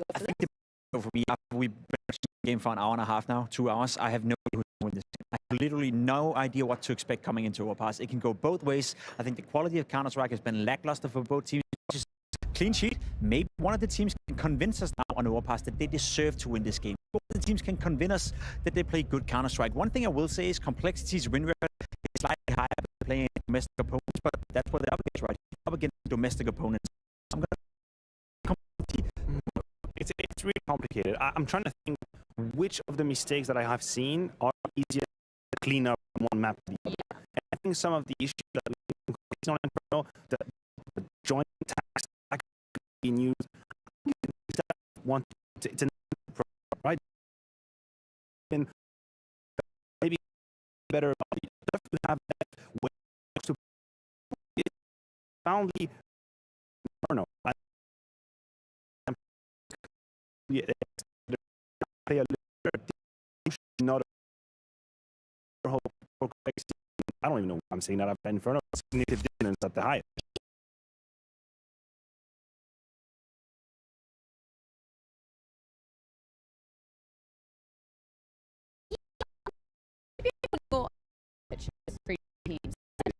Indeed, because you were saying, Jacob, you don't really know which way this could fall. You don't really see which team is going to be selling you on this ground. How would they be pitching to you? You know, if you're coming from both sides of the selling points, do you? I mean, for Complexity, the best player right now in Grim. True. I think he deserves a little credit, to be completely honest. The irony in Grim's career right now, and the irony in the way is that if Liquid were to pick up a rifle right now, look towards Grim. He's the best in North American time, playing an incredible high from his league. He's been saving Complexity in a lot of scenarios. So I have a lot of faith actually in being the best player. For I do think that overall team me, I guess, level in opposition 5-6 months ago. Obviously, it's been a long while since, so I'm leaning towards complexity, whereas for EG, best of luck. I'll stand now and then, right, when it comes to EG. I think Nila, once again, has graced us with a couple of very good calls on the T side. Yeah. We talked about the exploitation of the rotations on the CT side. I don't know who's going to start. As EG do, they will need Nila. Is there anybody specific that you're putting under the spotlight in terms of firepower from EG then? Obviously, we've been talking about the calls. They did show up really great against Turek in that first map of Nuke. Did Peter off, obviously, we saw Overpass coming into the mix in that series. Any individuals that you feel like EG are going to need to be using in their wheelhouse? I think we should see, and we would need to see more from Hext, right? Because I know we know the major was a little bit complicated, but that is supposed to be behind us. There is less pressure here. It's a different environment. We're in a studio. There's no crowd. It's time for Hext to do more than what he's been doing in that series. Echoing that same sentiment? Yeah, I would argue that. I think Breeze have shown glimpses of the old Breeze as well. Obviously not to the same high consistent level, but it would be nice to see Breeze once in a while take over the server. He's had a decent tournament, all things considered, but Breeze is a guy that can, potentially contest with Grim for being the best player on the server. I think what's so exciting about this, and we were prefacing this coming into the series, is that this regional rivalry, the fact that the HLTV ranking so close together. Are you actually going to give that accolade to, the person stepping closer towards being the second best team in NA? Do you think they're going to be awarded this after this? What are we fighting for? Like, what is that worth? What is it worth? Silver medal in NA. Yeah, in the grand scheme of things, if you want to do better in Counter-Strike, how does it help you to be just the second best team of that region? Does it bring you anything? Yeah. You get a badge, you get something on your Steam account. Like, I don't know. what are we fighting for? I mean, ego. Are you tell me ego? Yes, that definitely involved. You don't like pride? Yeah, pride. You? Yes, pride and ego. That's great. Breeds But confidence. that second spot in the ranking doesn't mean jack. It's useless. Like, yeah, talk to me about ego. Talk to me about willing to be better than your counterpart, dominating an area, right? But that second spot, like, all right, cool, I guess. At least you tried. That's exactly. That's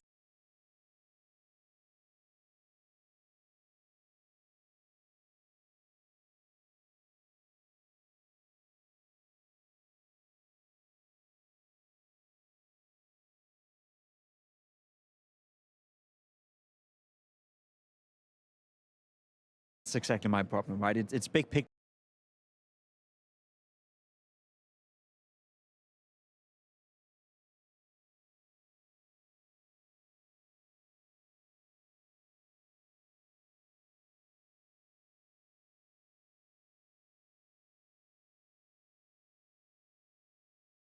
Stuff. Do we believe any of these two teams can even contest the worst Na'Vi we've seen in a long time? Well, you kind of said that you thought they could. Well, that was before. That was before I saw this misery of an Inferno game happen, right? That's my issue, right? What are they fighting for? Sure, they're fighting to get this win, and sure, I don't think we're going to see Counter-Strike at such a low level as we just saw here in Inferno. Again, I hope one of the teams will convince me in Overpass that yes, we can play decent Counter-Strike. Yes, we can play good Counter-Strike. Yes, we can reassure that coming up against these two teams actually getting their act together. Well, you know what? Luckily for you, Jacob, we do have hits of the showdown. One of these two teams will be bid their farewell there, but it's coming up after this.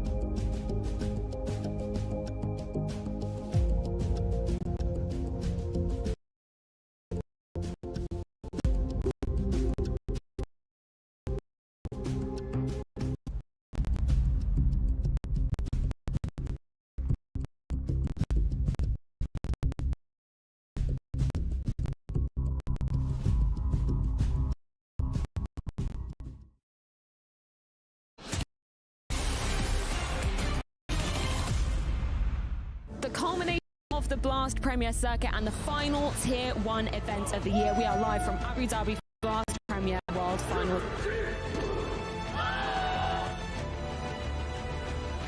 All year long, the best teams have sacrificed.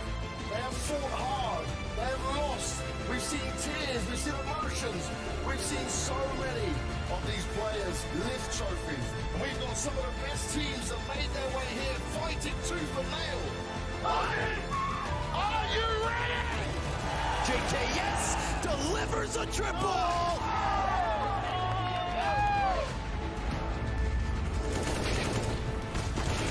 What a flick from Yakinda! It's the Blast World Finals show match. Dream Team and Team Mina. Ooh, smoky in here. We love this one. We know what it is. We've seen it before. Kenny looks like he... Oh. This is crazy. Oh, the nades are raining. Kenny's hiding up. He's at the ground. He's at the ground in the ball. It's never been done like this before. Kenny, yes. Let's do this, Abu Dhabi.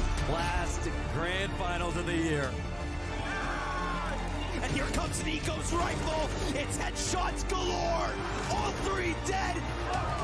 Believe your eyes. Abu Dhabi with the newest champions. G2 do the unthinkable. The last champions of 2022 is G2!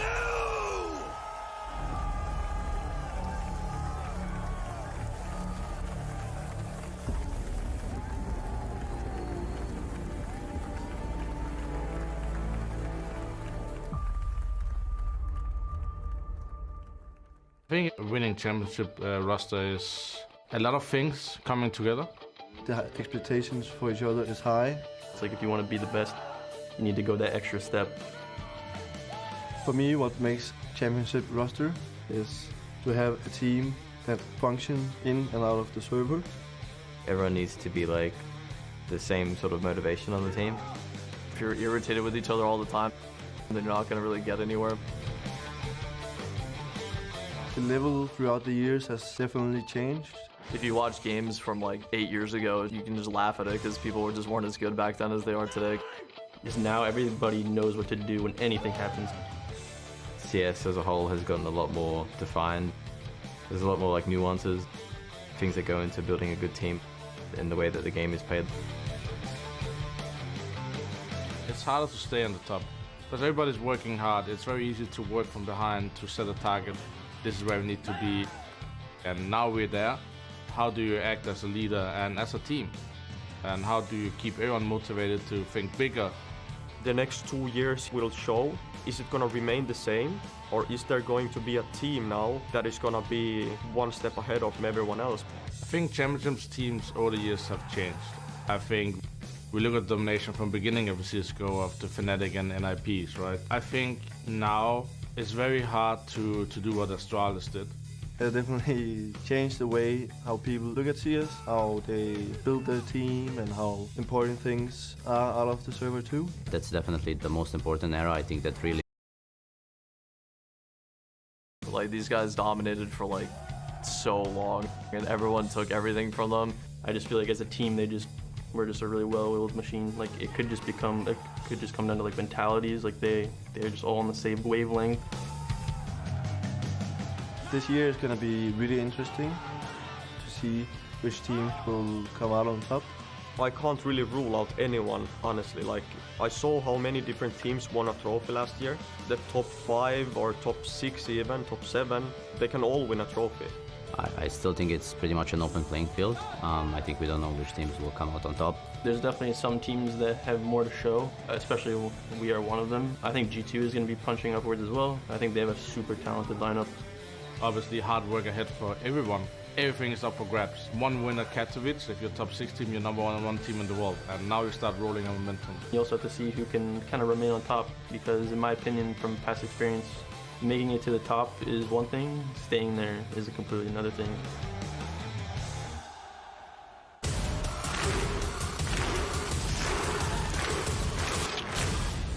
Blast Premier is coming to North America. NACS is back, baby. NACS is back on home turf. People have been waiting a long time. The Blast stage is something that they've never experienced. CSGO is coming to the nation's capital. Blast premiere, Washington, D.C.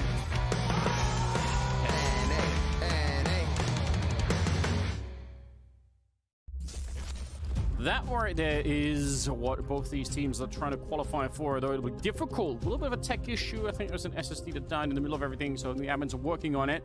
Still got a couple of minutes before we can get into it, but this is exciting. EG and Complexity, both NA teams, and we've got Liquid as well still. If none of them qualify for that final in NA, it'll be some NACL instead of NACL. You just put that out into the universe that no NA teams are going to make it. I know. Hey, the showdown does have an America's component.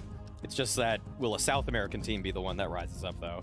So there is a world, actually, but let's not entertain that just yet. Not yet. Obviously, grueling format of the showdown. If you get knocked down then, and you really have to battle your way through. Nobody wants that, but... And of course, that's what's at stake here for these teams. Loser between Complexity and EG will be headed to the showdown, and that is not the fate they want to meet so early, especially given the fact that EG were showing some nice signs thus far at the Blast Spring groups. They took a series off of Heroic, and they weren't really able to build off of that. No, but it did spawn a fair bit of excitement. Everyone got a little bit hyped up. Hard to say with this one. Domestic matchups are always just more difficult. Either way, it's also a bit of an interesting prize. Whichever team wins this, you have to face Na'Vi. Yeah. Great. Even if they look like they're not quite themselves at the moment, you still have to think that is a horrifying experience for either one of these two teams right now. Right. You're not going to favor your chances, but to even give yourself an opportunity is what's at stake. And I do think that if EG go into that, they have enough of this kind of, I would almost just kind of ridiculous confidence that they think that there's some way they can do it. Complexity have unfortunately been beaten, battered by European competition so many times now that I think they're going to be a little bit more realistic if you ask them. But probably. They actually have looked okay on European soil. I think last year was really to such mixed results. The graphic that the desk had that showed how they were able to rise, I think they were probably peaking around top 17 or so, and then they've sort of petered out since then. They probably think they can recapture that magic. They just need the opportunities. I mean, honestly, I guess if you are going to be facing Na'Vi, if that's your destiny for a tournament, then facing them right now feels like it kind of is the best possible moment that it could be. They got a new player in the lineup. Some of their stars are not necessarily having the kind of output that you're expecting. I still think it's a huge gap between any one of these teams and Na'Vi, but you know, it's if you face them a month from now, it could be much worse. So yeah, why not give it a crack here? And I like the confidence on EG. I mean, I feel like you should have that kind of mentality.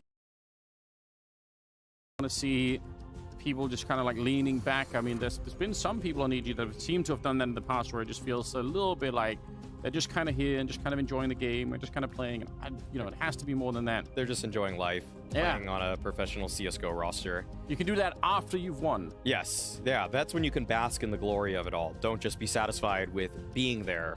Get to the top, then you can really gloat. Talk to me about this third map. It's going to be on Overpass. Yes. Can Grim continue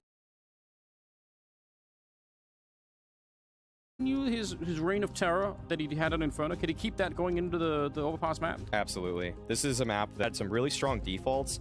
At the kind of like in the latter half of last year, they actually took down FaZe on LAN at this on Overpass. But they also lost to Imperial in probably one of the worst fashions ever at the RMR last year. So they had some incredible highs on this and some brutal lows. And so if Complexity settled the nerves down in a match like this, where it's a domestic matchup, you should feel a little bit more comfortable against your opponent, then you would think that they're probably the better team overall on this map. I really have like the structure and the way they have a lot of openers on T side, and that's what's really exciting about them, and their default on top of that. Okay. Leaning a little bit on that side. I'm curious on the other side of it too. I was about to pick somebody that could be an interesting player to watch on the EG side. I would say somebody like Automatic, because of how autonomous he could be. He's obviously very good with the individual decision making. Yes. A lot of the spots that he seems to be playing on other maps involve, him kind of being alone and away for the rest of the team. Yeah. I would trust him in that role. And on Overpass, if you are if you're good at finding the right timing to sneak past, you can do tremendous damage, really, on either side. But obviously, especially on the CT side, right? Like, there's so many ways. Sneak out of B, sneak out of long. There's a lot of ways to go. So I used to like how Automatic played this map. I think that right when he reinserted himself into the EG roster, he was that B lurker. Yeah. And he was very strong at it. He looked like he didn't lose a step, that he was back in Tier 1 CS, that he belonged immediately, despite the break in Valorant. But then lately, they've actually swapped his positions with Hex. That guy, he's been now their B lurker, so he's the one that's responsible for a lot of individual decision making, and Automatic is now the A lurker. And yes, you can find a lot at A, but I think that CT side teams are really keying on to how to mitigate the opportunities for those kinds of lurkers. And so for Automatic, I just kind of don't want to see him die anymore. Like, that's kind of been unfortunately the case. And it's weird with EG. It's really hard to read them, because when they opened up here at the Blast Spring groups, they beat Heroic on Overpass. Then they played Vitality, and they still had a competitive game, but they lost. It was 16-11. And then they played Heroic again, and they lost 16-2. You're right. They got blown up the third time. But surely the first two results should make you excited for EG on this one. Should make you think, okay, that's actually great. There's really something to work with here. Do you think it's possible? I mean, that's why it's very hard to call, I would say, for this game. It's hard to use the previous data to try to make a really strong assumption here. Last time we saw them, I remember as well, I mean, maybe not the last time against Heroic where they got blown up, but the first time against Heroic, Wiz was having a really great time with the AWP. He was very effective anchoring the A-bomb site with that weapon and sort of being all over the place. That was fun to see. I think that's what kind of convinced me that, okay, there's something to work with here. This could actually be an interesting new player to be watching. So I hope so. I'm seeing some fist bumps. Maybe the SSDs are up and working again. Yeah, that's usually a great sign for the fans and for us that we can get this game underway. Yeah. I think what's kind of fun about what's going on with EG is the personalities too. You've got Hex, who's trying to light everybody up with his, he's just yelling across the room all the time. Fantastic. You see Neelan jumping in on it too. I think Automatic is still staying the quiet type we know he is. Yeah, I don't think that's ever going to happen. Like, yeah, I can't imagine. He'll never be swayed by the crowd. He's probably the least likely to be peer pressured. That's what he was voted in high school. Yeah, I can't see that, but just a little bit, even just Hexed, it is entertaining. So lots to look forward to here. And again, like you said, either you get to face Na'Vi or you get sent to the showdown. And that is a long, long road to walk. Not many teams can make it out of the showdown, and the competition is always going to be hard down there. So I'm sure they would both like to avoid it and just have a little bit of a better day. Knife round is well on the way. And once that is done, I'm sure the winning team will pick a CT side. All right, they're hyped up for the knife round. Is that a good sign? Or are they celebrating too early? I think they're just eager to play. They're raring to go. I used to be quite superstitious about pistol or sort of warm-up, that if you did well in warm-up, you did really badly in the game. Okay, yes. So we were always worried about that back in 1.6 or something. I think that still is there. That's still a lingering feeling. That hasn't been completely removed. All right, I'm glad to hear it. Some superstition is necessary a little bit, keep things interesting. Well, what are some other superstitions you've heard of? I definitely people sort of wearing the same clothes on certain big tournaments, and sort of like, it has to be like a certain t-shirt or something like that.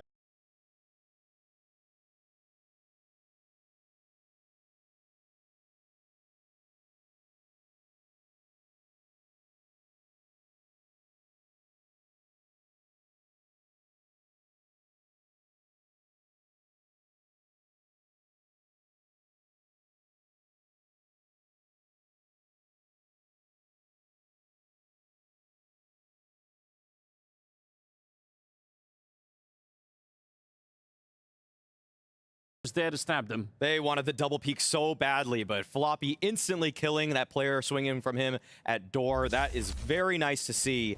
And yeah, this was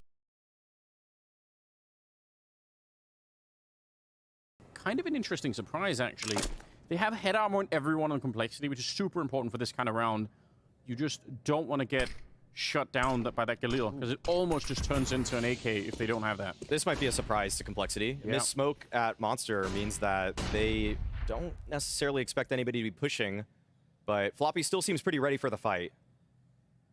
There is one flashbang on Hexed. if he could find the timing and throw it over the wall, it'll set up this Galil a little bit better. So that is something to really look for. Minute on the clock, and Nealon's just going to be... No real follow-up. That's a bit of a lit grenade in the sense that there's nothing that happens behind it.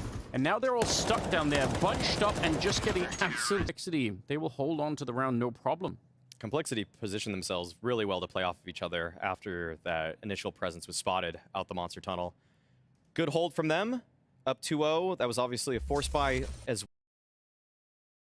And yeah, they just couldn't pop in. So that's going to hurt because now they're on Glocks. And here is a great opportunity for JT and Fang to feast. Definitely want to see those MP9s get involved for that $600. And the nut at the end of it, it's going to be a big factor. So just try and get the job done. Obviously, Halls and yeah, they're just out cruising. This is no problem. Not any opportunities at the moment. Oh, that is a nice spot. Good eyes on Fang. Nice. They're in a comfortable position at the moment. Yes, yes they are. That's about as well as it could have went. Get them activated for aggressive play, aggressive push. I wouldn't put money against them going for water control. In this one with kind of they lose a lot. Powerful position. Unmitigated speed behind that MP9 is too much to be able to control that one. We're really used to him yell when those games get competitive, but he's had nothing to shout about, at least on his end. And Grim, one-weighing that smoke, top con. Complexity, they were able to find a way to get these weapons involved early on. They have the man advantage, and it actually forces EG away from the map. They recognize that they lost that water space. They have no eyes on connector, and so they're making their way up long. Halzerk with the FAMAS, he'll be the one that contests them, but there are so many ways for Complexity to get back in this, even if they give up the site. I mean, if Breeze can stick around and the rest of the squad can actually take the air bomb site, then he can maybe catch the rotation coming out of connector, and that would be sick. But they don't necessarily know what we see here on the map, so it's going to be hard for them to thread his needle. Breeze is hanging around 30 seconds. I'm so curious. If they make a mistake and make too much noise, then Breeze could easily catch them, and this could go horribly wrong for the defense. EG might have just a shot here. It's about to be a couple of people rotating up in front of Breeze. He's listening. There's the first step. Easy enough on Grim. Oh, what a spin back! Fang must have thought that was it. That was the timing. Now the bomb is planted, and it is a 3-on-4. That is a bit shocking if you're on the Complexity side. They were not ready. Automatic ease up close, and he almost catches the kill. Missed opportunity for Wiz, and he's getting hunted down. That's unbelievably awkward. Floppy, he gets two of them. Halzerk goes down next, and Floppy's the only one with any real health left. And I don't think he's realized he's getting shot in the back. He's sandwiched in. Nealon will take the last kill there, and a great recovery. That's actually a very tricky 4-on-5 for EG to win. So good job. And for Breeze to find two there, that spin around to get Fang, this is really huge. Wow, that's great. He was the keystone in that post-plant defense, even though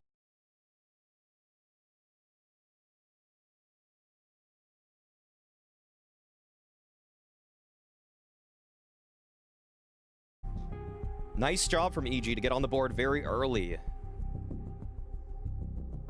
And even after the win, Borbog wants a chance to chime in, talk to the team. He's been going for these. He's been calling a handful of timeouts so far at this event, right after winning a round. It's not that it's bad, it's just...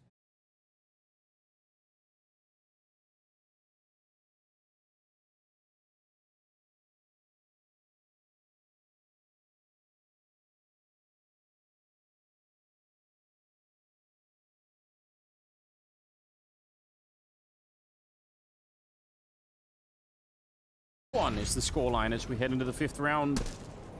And a bit of a slower take. Automatic gets a little bit forward, actually. This is pretty good.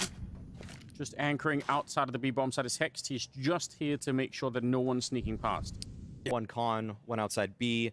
Generally indicates that they're going to do a slow clear towards the bathrooms, try to push back that long player, push back any bathroom player. Sets you up to leave one in the bathrooms, and then maybe open up Con after. But Flash is there, and yeah, these are the nades you want to see for EG as they're taking this sort of space. Yeah, it's cheap, right? $200 just to not walk into the AWP. Absolutely worth it. Reveals the AWP, but it's quite far back, and there's plenty of time, so I don't think it's something they can necessarily play off later on. I like this forward position, though, for Complexity up in the restrooms. And now, this is what I talked about earlier. Automatic is playing alone on the far side of the map. Hext is trying to get flashed his way through, but he does go down. Nealon's finding a kill, and the question is, how much can Automatic do in this position? Fang there to intercept Breeze, and that's a huge problem. If anything is manufactured from Automatic here, then the rest of the team can't just get out there and help him. They're actually isolated from his position. Nealon almost shot in the top of the head. 15 seconds, this round's done. Yeah, there's just no time now. This is a great repositioning from Fang.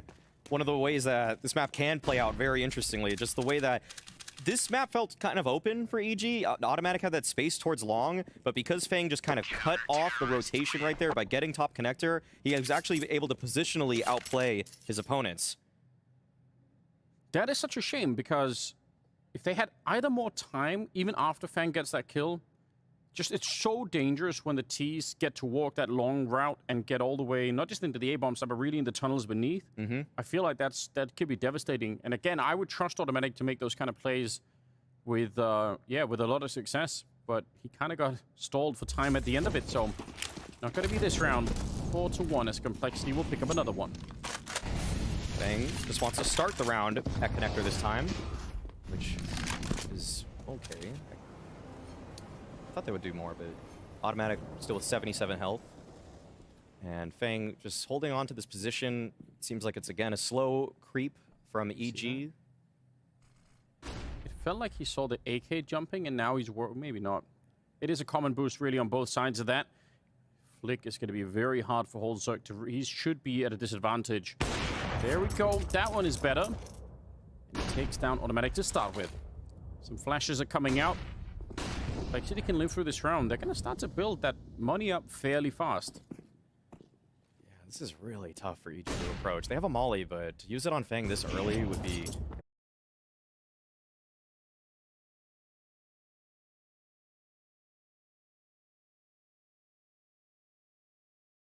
Yep, one at a time. Oh, the switch is unfortunate, but Grim is there to save the day anyway. Nice attempt at a wall bang. He's going to get the no-scope running, but Holzerk will claim his last victim, and that is absolutely fine. Even if there was a little bit of a potential switch up there with the grenade, they're going to be all right with it. One casualty on the side of Complexity. They are setting themselves up nicely to start this run with on Overpass. This is just looking really clean for Complexity. They haven't been taken out of their comfort zone just yet, and the one round that was a little bit more hectic was saved by Fang. This time around, it just really shows why so many teams opt to just do those B pops, because if you don't have the utility or perfect trades or entries towards A, you're just going to get picked apart like that. This is generally why people call Overpass an Opera's playground, and it's not just because there is the playground itself on the map. Yeah, that's true. Space is ridiculous, isn't it? Also, if you can put some pressure on the B bomb site, surely at the beginning, some CT sides have such a hard time holding B that they almost end up throwing 4 people down there right off the bat, which they even did in this round. So that could even also be a sign that Complexity are also worried that the switch up will come eventually and that EG will just decide to go for the B bomb site. So they want to be ready for it. They've already attained so much information. JT has eyes on water. He's occasionally jiggling towards Monster, and so he can give such forewarning to his team that there's just no presence on this side of the map. Stack for Complexity at A, it's actually moving forward at present, but it's a bit away from the action. Fang's lodged himself in, but man, JT just on his own. This is what you want to see from the IGL. He's having a pretty solid start to this one. If he's able to lock down this position, then EG, they have no real chance in this round. He's still going aggressive. This is wild.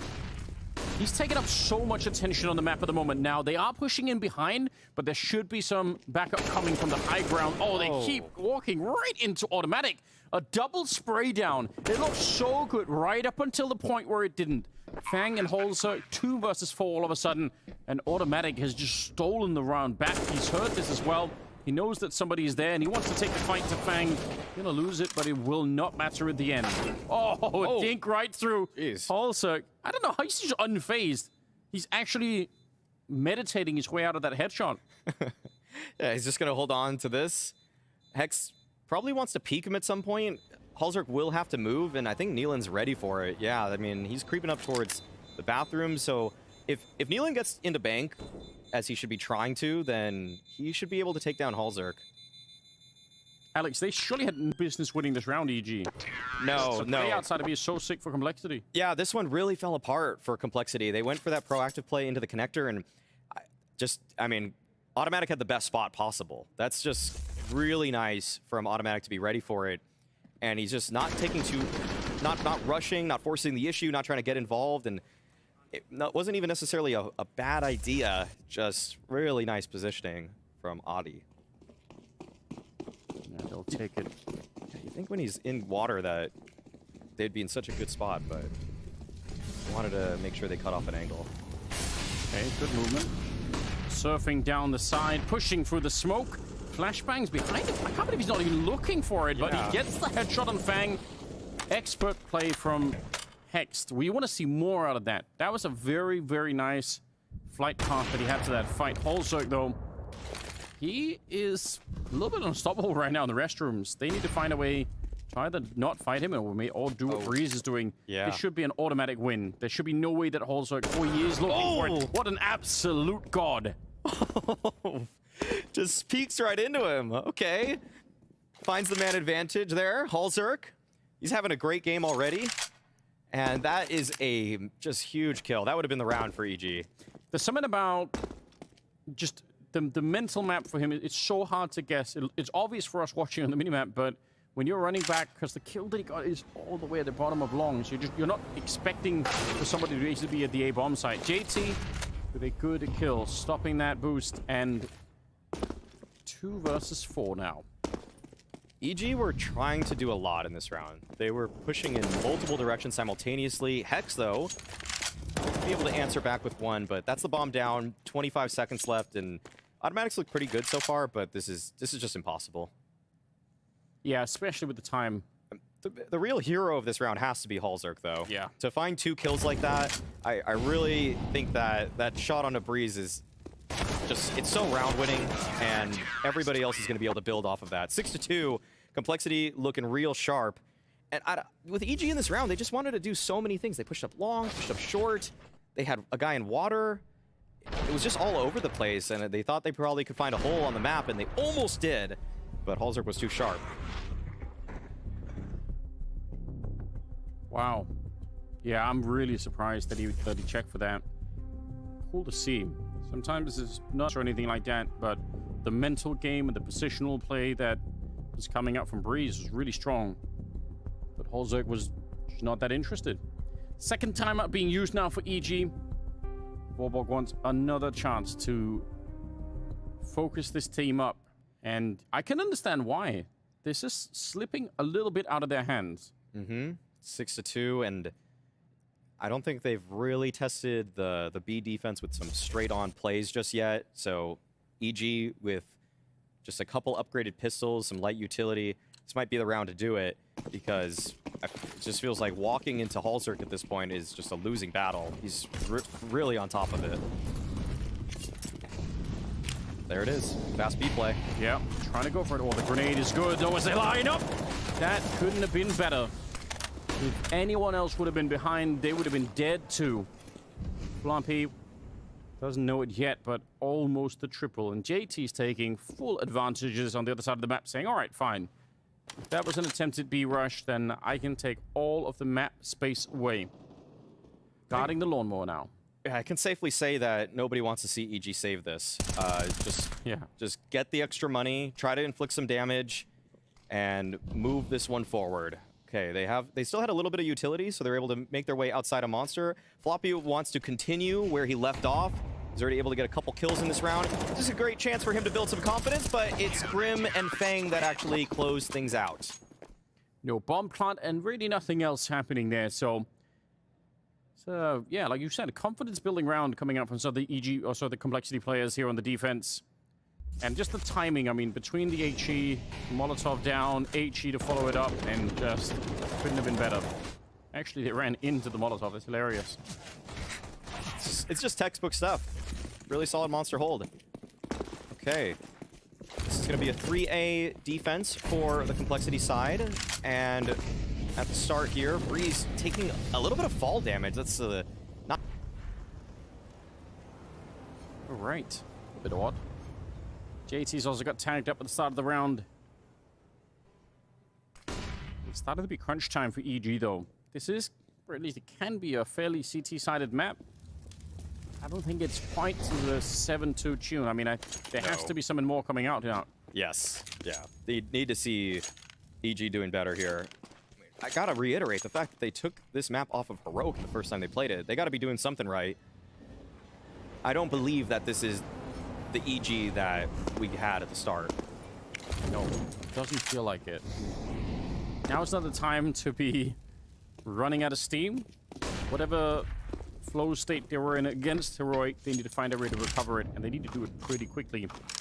Just looking at the scoreboard, though, they don't have anyone that's really punching hard enough right now. Floppy and Holzak are both 9-2. That's hard to be up against when your top fragger is 6-6 at Nealon at the moment, and everyone else quite a bit below that. So just some of that output is definitely lacking on the T side. They are back for what looks like more of a timed hit towards the bomb side of the Holzak forward position, and that's a surprise. He's been playing that A-long position and the restroom so long. I don't think they were expecting to run into the AWP at that corner, and it's a real shock. Oh, yeah. And this is just such a tough hit now. 15 seconds left. EG, they've got to save. They realize they're stopped in their tracks. They couldn't even find any room when they made this push. Just both players getting shut down at Monster. It seemed like they had some nades and some flashes, but they couldn't connect with those in time. And so EG, they're pushed back. They didn't find anything. It felt like the map control was leading somewhere, but they just couldn't quite actually explode into the bomb site.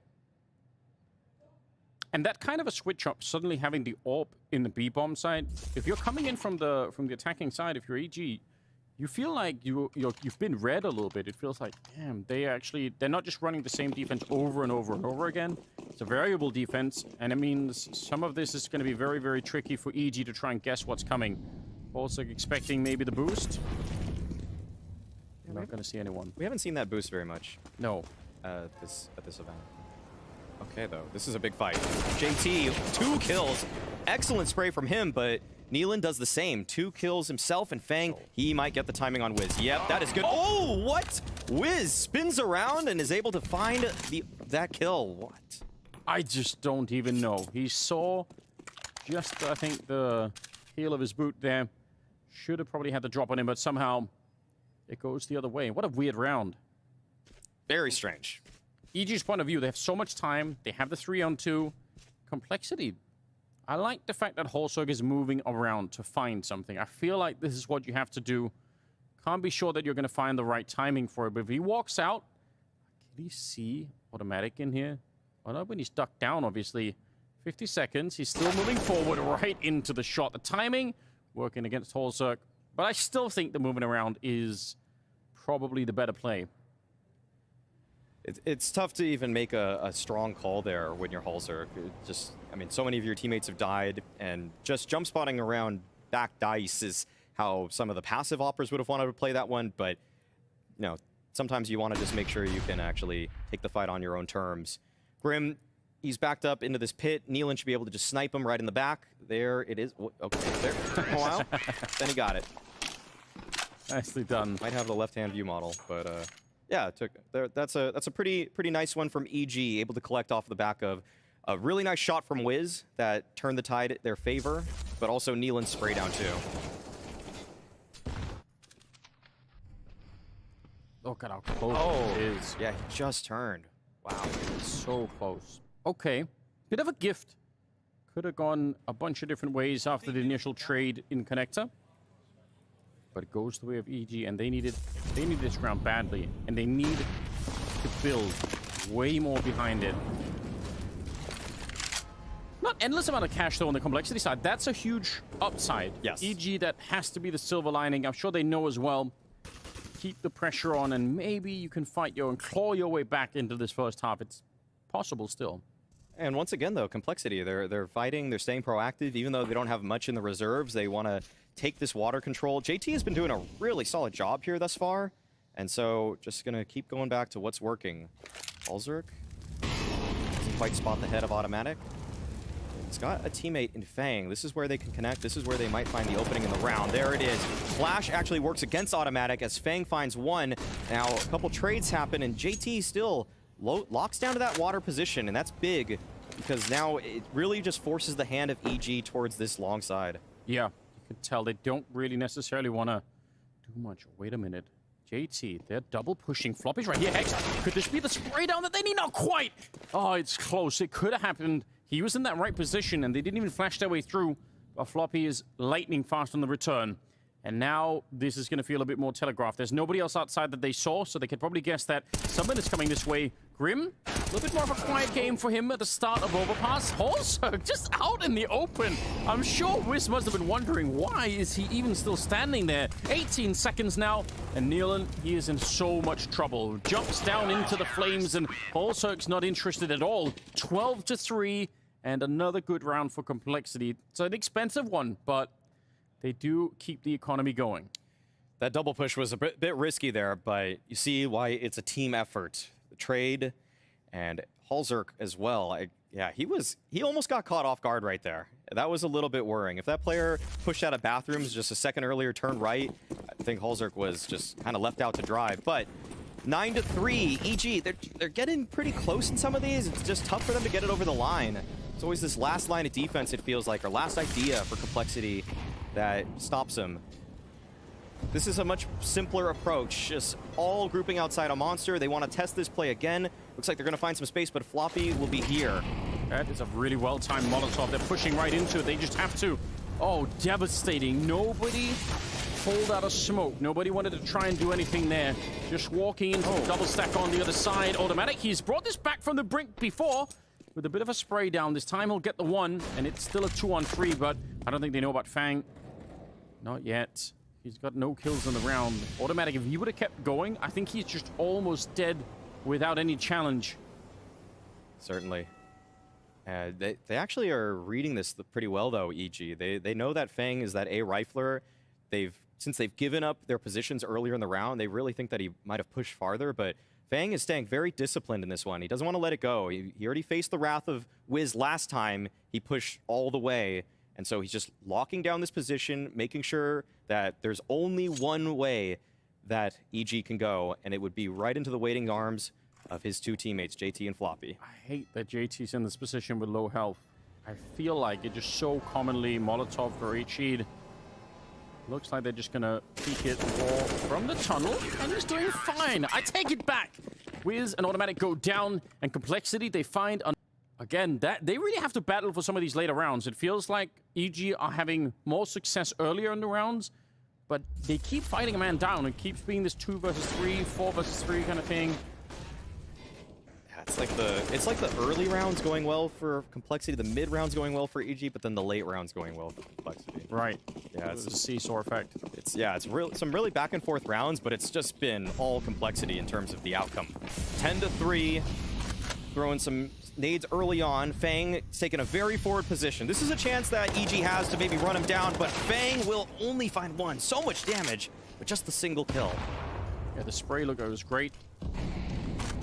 Breeze almost walked into the grenade, but just a scare for now. They don't have much to work with. Someone's surely going to be picking up the M4 eventually, once they clear this part of it. And they have a tiny bit of utility behind it. EG kind of need probably this round and the next. Yeah. I just feel like 3 is not going to cut it for the T side of Overpass. So get up to 5. I still even wouldn't feel that confident. Just give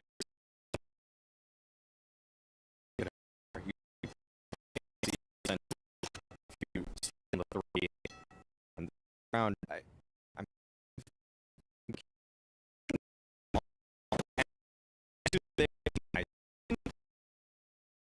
that this hit is out of but Halzerk to hold on, funnel themselves right into his favor. At least it was in this series rim. Yeah, the peak is so feature such an advantage on the CT side. I say for Breeze though, it's pretty sick. he actually tried to run Grim down, and he still managed to realize there was a second player unconnected that he was ready for. So, I mean, this is... these kills are great, but Bree's return is... Yeah, he gets that one on Bolzer. It's kind of unexpected. Either way, it's one more round. They couldn't make it work with just the AKs and the Tech 9s. They're in a deep hole right now. Yeah. I'm glad during the analyst segment that Pimp highlighted Grim. Just, again, want to just give him a shout out because he's been playing way above and beyond everybody else. I think Pimp even said that he's the best player outside of Liquid in North America. And that's in North America. We're not counting Twist in this discussion. It's not in NA anymore. Okay, he's been removed for the minute. Yeah, might be true. Oh, look at him here. Look at that. Right on cue. 2-0. That's a very, very powerful way to start the round. Yeah, he's been stepping up in a lot of ways. You know, if Pimp is saying it too, you know, feels like that's got to feel good, you know, if you're a player. He doesn't give it up easy. No. Floppy goes down hexed. In a tough game for him overall. 6th kill here, but he finds one more onto JT. He's trying to be just a one-man army, cracking his way back into the B-bomb site. 2 versus 3 now, as he's got a couple of kills. Still plenty of time. And he's got Nealon, who's been maybe the only player really doing much of anything in this first half for the EG side. And one player just won't cut it. They need more than that. Bomb is planted. In itself, kind of a miracle given where they just were. 2-on-5 into a 2-on-3. And Holzerk's expecting that there could be a push coming up. And it may happen soon. X is on the way. Nealon, good shot right there. And Holzerk, he wasn't quite patient enough. So now it's all on Grim. 1 versus 2. EG finding our way back to a 4th round. I can't believe it. Nealon with the final one. It's not a lot, but it's something. A tiny platform for EG to go into the second half.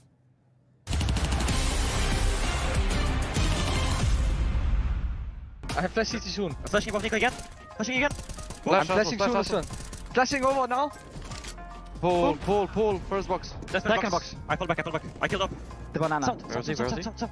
Banana and coils. Coils, chill Lilia. Side. He's taking the bomb on first box. Nice! Yeah. Hey, boost me fin first. Wait. They don't know. Running. Dead. High now. He was ups. Yeah. Long time ago. I have CD. Yo, risks. Hide in dark.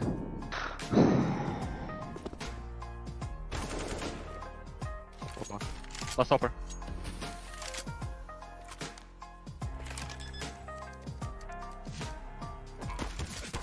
Yeah! You want Delia? No. Let's go! Very good job. Very good. Let's look faded. Same guy shooting. That's him. Nice. Can be anywhere. We don't know. Up already. Outside. They have AK. One core mace. Yeah. Standing. Yeah, he's. I'm walking banana already. He's waiting for the smoke mace, probably. I'm pushing zero. Yeah, I'm walking inside as well. Going banana. I'm walking. Could be second. Second. And maze probably. Jesus. You have smoke. Nice! It's fine. Let's go together. Come, I'm taking safe. I just smoke boost. Oh, I smoked 2 wins again. I smoked 2 wins. I just smoked CT. I think one side. One side. New box. Through CT. CT out. That's CT. New box dead. Yes. I'm coming to you. 10 seconds. Can you plant? Can you try to plant? Yeah, planting 5th. Turbo flow. I don't have bullets. I'm going to new box. I see it is spawned to the smoke.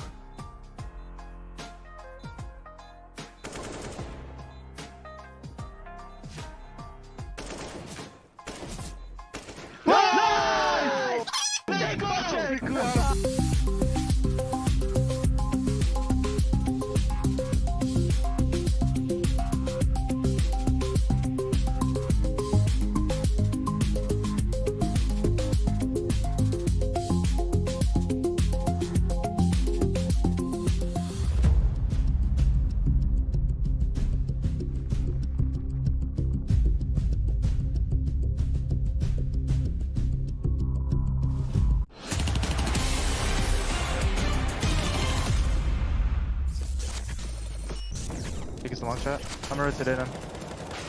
One more top con. One more Nice. one more flash. Okay, I'm holding Yeah, it there's long. 2A guys. Open, kneeling, I think A, safe other set is unknown. good. Outside B1, I saw his leg. Outside B1. I swing up on him. Yeah, 3, 2, 1, run. Dead. I'll be coming B. I don't see them though. Yeah, you're alone. So open rifle. I smoked monster. I got sands. Every long. Might be short on you. Give me toilet. Nothing. One toilet. Long. Toilet. Long is from back. Dude, long. Long, I'm CT right now. Is Fuck long right now. He's gonna peek you when I'm away. Good cross. I can't take The the bomb bomb. is flowers, Ricky. Yeah, I'm gonna walk through when he picks up bomb. Yeah, he can't take it yet. Burning. I'm walking through. Complexity with the commanding lead, 11-4. It's really EG that has to pick up this pistol, or it's going to be game over, sent to the showdown. It's got to start with this. The swing is there, but Grim, he is just way too hot. 3 kills for him, and he keeps that momentum going. He wants more, in fact, and Hex will finally put him down, but he has to retreat. Yep, he's being hunted. Eventually, the clocks will continue. They just don't stop, do they?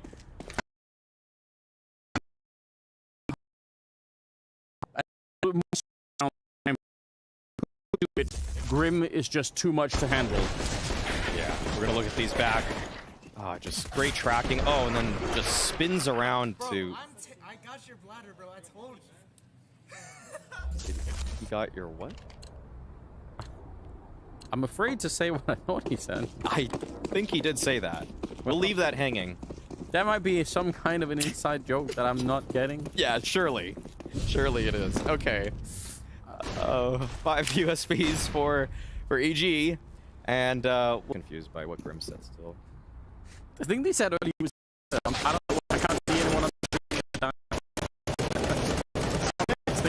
Yeah. Okay, this got a little bit hectic. It got out of hand quick. Yeah, this is hairy now for Complexity.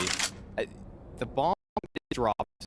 Both of their players doubled up, and what's really position in just a moment. Oh, but with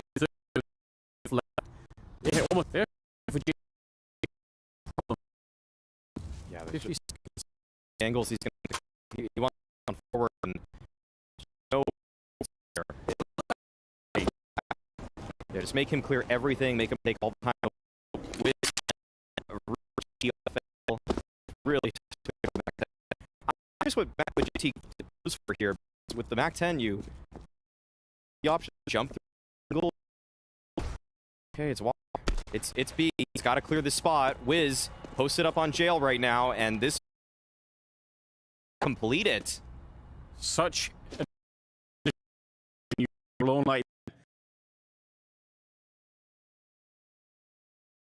some rifles.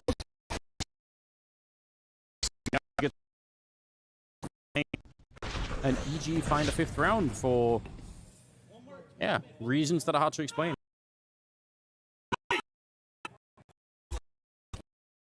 It's gonna fire. Okay, if we're gonna get one here, still a huge deficit.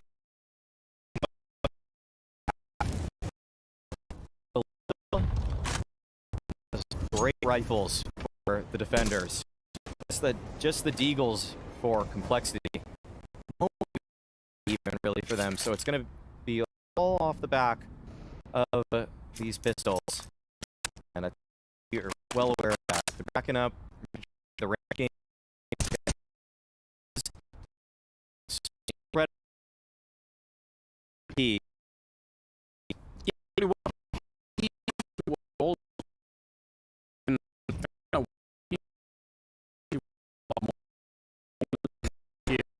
Quite safe. 3 on 5. Just a slow and steady and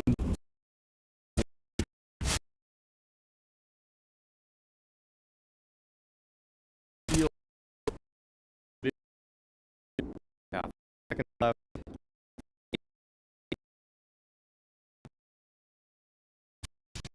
So and that's going to be that. 12-6. That was an investment from the so I to the coming one. Ooh. Okay. Yeah, Complexity probably thought this game was done. Thought they were out of here. Which hopefully, by the way, is some mentality that they can they can quickly forget about. Yeah. It'll be so deadly if you start to think that, and then there's a bit of a resurgence. It turns out the team that looked like they were about to just give up, suddenly they're back. Suddenly they have some momentum late in the best of 3. It could be absolutely painful. A rush coming through the tunnel on the other side. Oh, no. Completely. Oh, dear, and a flash on top. It can't be happening. Not like this. Nice kill and return, at least from Neelan. But a 3-on-3 and a lightning fast bomb plant to follow it up. What a disaster here for EG. They need to collect themselves. Good nade. Oh no, it goes down in front. I thought it was going to be on the bomb side. It actually does nothing at all. Molotovs being rained in left and right. They find Floppy. They have plenty of time. It's just on Holzer. So a good recovery here in the after plant as they try and run it down. Automatic to get a couple of kills. But that should not be happening. Oh, that was way too close for comfort for EG. Good retake there. Good utility usage in order to make their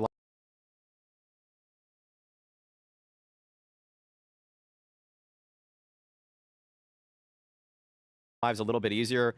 Probably some nice shots on top of that. But for Hex, that's a worrying sign to be able to just, I mean, to be rushed down like this, to not even get the nade off. It's got to be some more focus from EG if they really want to mount this comeback. Yeah, it's the you had one job meme. Yes, yeah. All you need to do is guard the tunnel. And now the buy is... Anyway. Okay, pretty bold. He had some great entries at the start on Anubis over at the B-bomb site. So he's... That just makes Hex life so much more difficult. Okay, they dunk him back. It's like battleships here. And he is. They both got hits. One more nade. Back and forth we go. 3 in the B-bomb site, 2 up at A for the defense. They are expecting that there could be another trick beyond the grenades. Maybe a boost somewhere. 50 seconds on the clock. With Complexity's position, it does strongly indicate that they are likely to head B at this. And there are only a couple defenders, though. That's what's a worrying sign for EG. They pulled the third guy back, just as we mentioned it. They started to get Neelan to fall back just a bit. That actually could be a huge concern. Timing could work out against them here. Good smoke, but now they're kind of bunched up in the corner. They're just getting pushed from behind, and it's Grim to get the headshot on Breeze. 25 seconds, the bomb being picked up now, and a 3-on-3 again. EG will have to retake it, but this time it won't be against the scrappy pistol buy. It'll be the AKs on the other side. There is a smoke as well on Fang. If he could throw that up on the high ground, then EG might have to save. There it is. Oh, wow. That's tough now to deal with if you're EG. Everybody's going to have to come through CT lest they try to push a smoke. And now Floppy right here. That's going to be the sign to go. There's one. The second one is in, but Grim is so ready. And Neelan, he did try and get through the smoke. I don't really mind it once the flashes are thrown, but it's Grim to clean it up. It's a triple on him. It's 19 overall. And it's a good round being picked up here on the Complexity side. Nice B pop. They were afforded so much space, and for EG there to triple up towards A, they just somehow had some kind of read that this was headed elsewhere. But just good trading. It's not something that we've always been able to say in this series with Complexity. They had some difficulties trading on Inferno, but on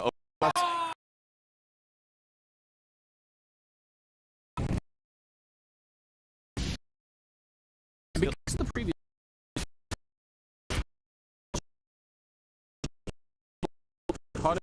is almost bottom with a 6-round gap. That's devastating. If there's another round, then likely to cruise all the way to the finish line nearly. Wiz feeling the pressure behind. Oh, it's a 2-for-1! Fang and Horsuck, they line themselves up and they got knocked out. JT hunting now to try and recover the round, but it might be a little bit too late. Hex though swinging into it. He still gets the headshot, and Neelan back here. The only one holding onto the bomb site, and he's doing a fine job on top of it. Grim, 1 versus 3. What a absolutely chaotic round once again. Yeah, JT and Floppy recognized their only opportunity back in was to go then. It worked, but then Neelan was able to clamp down on the site. Grim has got a lot of time to work with. 50 seconds. Wants someone from EG to make a mistake, to peek out, and for him to find a freebie, but it doesn't look like that's the case. EG have really backed on up at B. Wiz is holding from heaven. Neelan's just holding for a CT push. Like, they're giving him a lot of space right now, so at the very least, he should be able to find a plant, and that could help out in the next round for Complexity, but you know, with how he's playing, he wants the dub. He wants to take it all from him. Yeah, I'd love to find CT that's looking the wrong way, but he's also running out of time. If he had 40 seconds now, maybe he would keep going all the way, you know, actually push that player that's holding the spawn. Yeah, Molotov on one side. He at least gets the bomb plant. Grenade? Surely not going to bounce back. No, it won't. And I think he's missed the opportunity. There's a player right behind him. Oh, he realizes now. I don't even know how. Oh, the spray is in. But a third guy comes through. It's automatic from the high ground. But I am actually shocked. How did Grim do that? That was a sick display. Almost though. Not quite. But to kill 4 for Complexity, to find the bomb plant on top of that, way more damage inflicted than should have been possible after this opener from Wiz, who took a very bold option to push in front of the Molotov there. Yeah, slow-mo. Oh, wow, he corrects that so nicely. If he just held on to it, very possible he's able to... I'm just so confused. Man. What a round that was. 13-8. GG though, but you gotta give them credit here. They're clawing their way back. Yeah.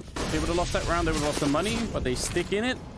Pressure on, and I think he should be dead. Yeah. That kind of forward position and getting caught, he is so lucky to still be alive.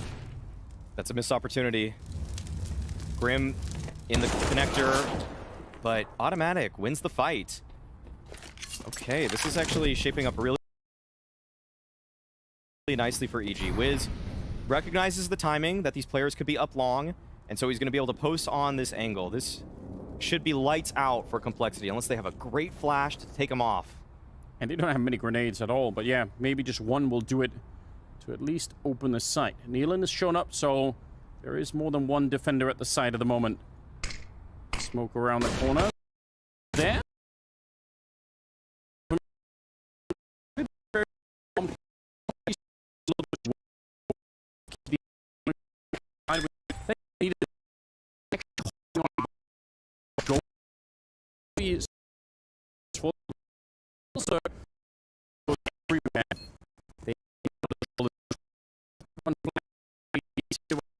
With it. Oh, he is aggressive.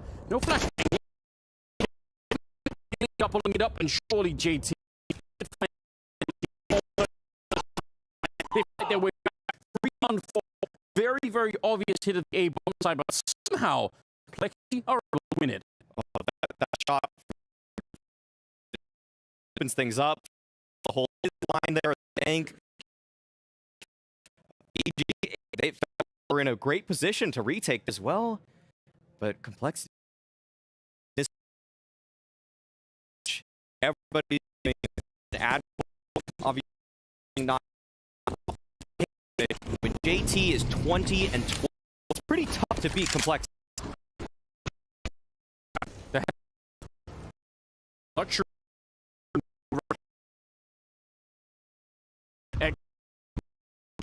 48, and finally that money that they really struggled for. Double H in the match. Round to the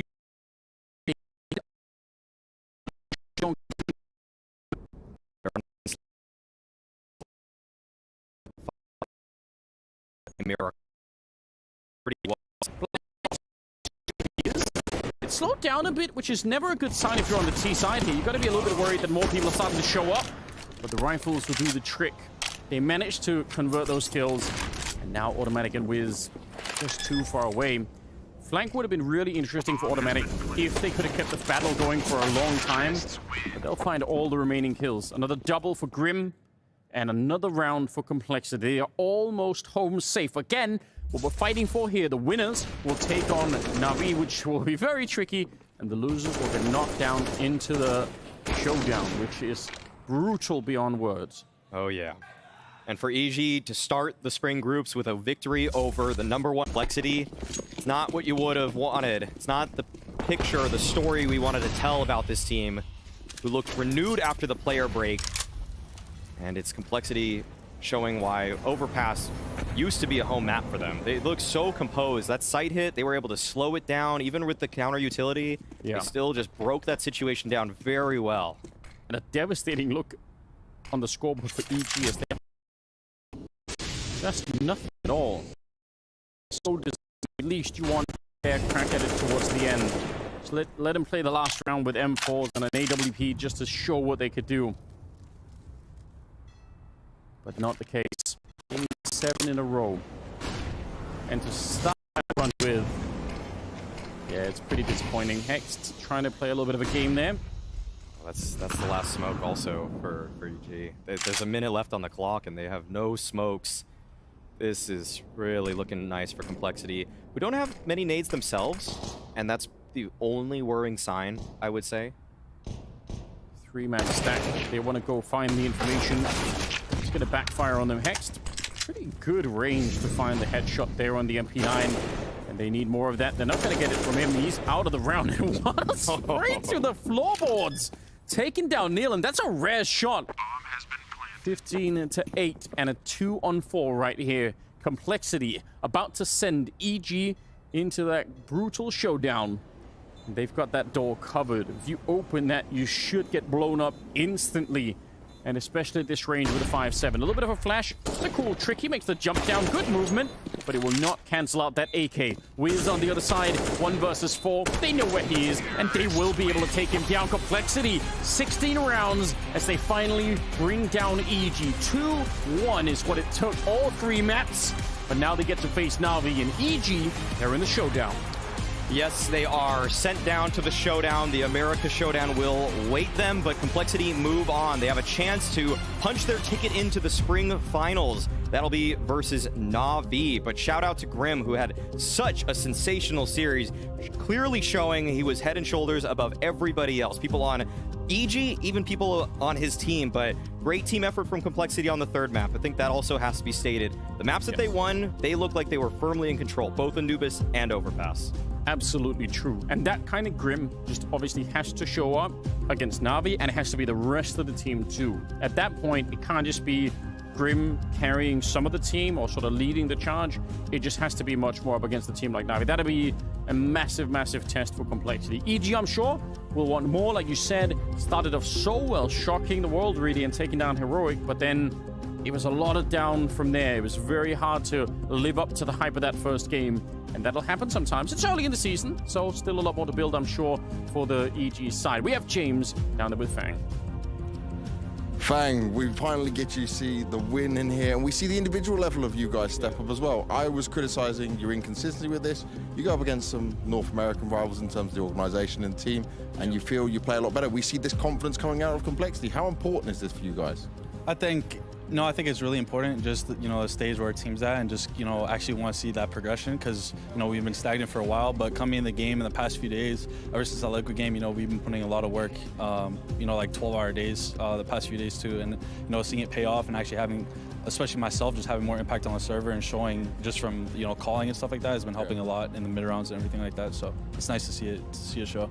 And looking after the first map, right, dominant on Anubis, you guys comfortable. Going into Inferno, they get both pistols, but you reset them straight after. They won, I think it was 4 or 5 clutches as well. Yeah. Did it feel like you guys almost could have had that game? Yeah, 100%. Honestly, I mean, they played really well. But calling and, courting our CT side and stuff, we honestly played a lot of rounds set. There's just little minor details that we kind of messed up that put us in a bad spot, which, losing rounds like that kind of made us stumble, and, it's hard to kind of close out the game. But the rounds were always close, and it felt like we were in control of the game. And obviously they played a lot of overpass across this whole event, right? Against Vitality, twice against Heroic. Was there a lot you guys were able to take away from that to make this look so comfortable? Because your first half was just ridiculous. Yeah, I don't know. We watched their games, obviously, and, we had some takeaways from it and stuff, and tendencies also knowing some of the players as well. But just in general, I think we just focus on ourselves and making sure, those minor details and, calling and making sure we're all together and, on the same page constantly with our micro, like, rotations, everything like that. We're just on point. So a lot of details, coming into it that people don't see, so. And you've got a smile on your face. It's great to see finally. I want to just see how you can harness what you've done here today and take it into this game against Na'Vi next. Yeah, I mean, Na'Vi is obviously, it's Na'Vi. It's going to be a big game, but that's something where I think we're on an uphill trajectory right now. And, we're just going to keep riding it and just putting in the work constantly and, just showing that, we're here to play. And, I don't ever want to be embarrassed like that again by Liquid. So, yeah, just putting in the work and continue to get some wins. Now I'm going to go back all the way to the previous year when you played against Na'Vi and they had a stand-in last time. Okay, MPL's not a stand-in, but he's uncomfortable at the moment. They're seeing holes in this team. Do you think they're more beatable now? Obviously, I mean, they're not prime Na'Vi, that's for sure. They're still a really good team, but yeah, they're definitely on the level they're on before. So, I mean, maybe that makes it easier for us, but I think it's still Na'Vi, you know. So I'm just gonna play my game, you know, see where it goes. And we're gonna get this same confident playing? Of course. You know, when I put in the work, that's all I need to do at that point. You know, everything will come. We'll go get that work, baby. Thank you very much. Thanks, man. Complexity retake controllers. Unfortunately for EG, simply out of gas. Complexity now making it through the gauntlet. Of course, as James was alluding to, a tough matchup awaits them versus Na'Vi, but good signs for Complexity that they can refocus after what was a messy affair on that Inferno. That's a nice bounce back coming in for Complexity. I think they were the better team here tonight as well. Beating EG in the fashion they did in overpass left us no doubt in that regard. Holzerg as well, we were very much after him. Didn't have a great showing the first 2 maps. He came in and was very influential in that first half, shutting down EG on that CT side. So there was more positives to take away for Complexity here than I initially thought there would be. So I'm somewhat convinced that they may have a chance of getting, you know, 6, 7, 8 rounds against Na'Vi. Yeah, it seems like our feeling were confirmed. If Complexity were able to kind of clean some of the rounds that we highlighted on Inferno, they would be able to pull through against Evil Geniuses. They still managed to lose a full USP eco round on their T side, which made them work for it slightly harder. Yeah. But besides that, I don't want to be too harsh on them. I think this was a great comprehensive map for Complexity. You highlight Holzerg on the city side, that's true. We have to give props to Grim. 100%. Once again, he's truly showcasing here in Copenhagen that he is one of the unique players in that roster that can turn around any situation. He's got a weird, explosive, multi-kill ability that is very cool and very impressive to see, and he's really coming into his own in this Complexity line now. I have 2 positive takeaways I want to put on Complexity after this game. One, of course, being Grim. You see the man on the screen right here. As I said, if you're Team Liquid or if you're any other team, maybe even European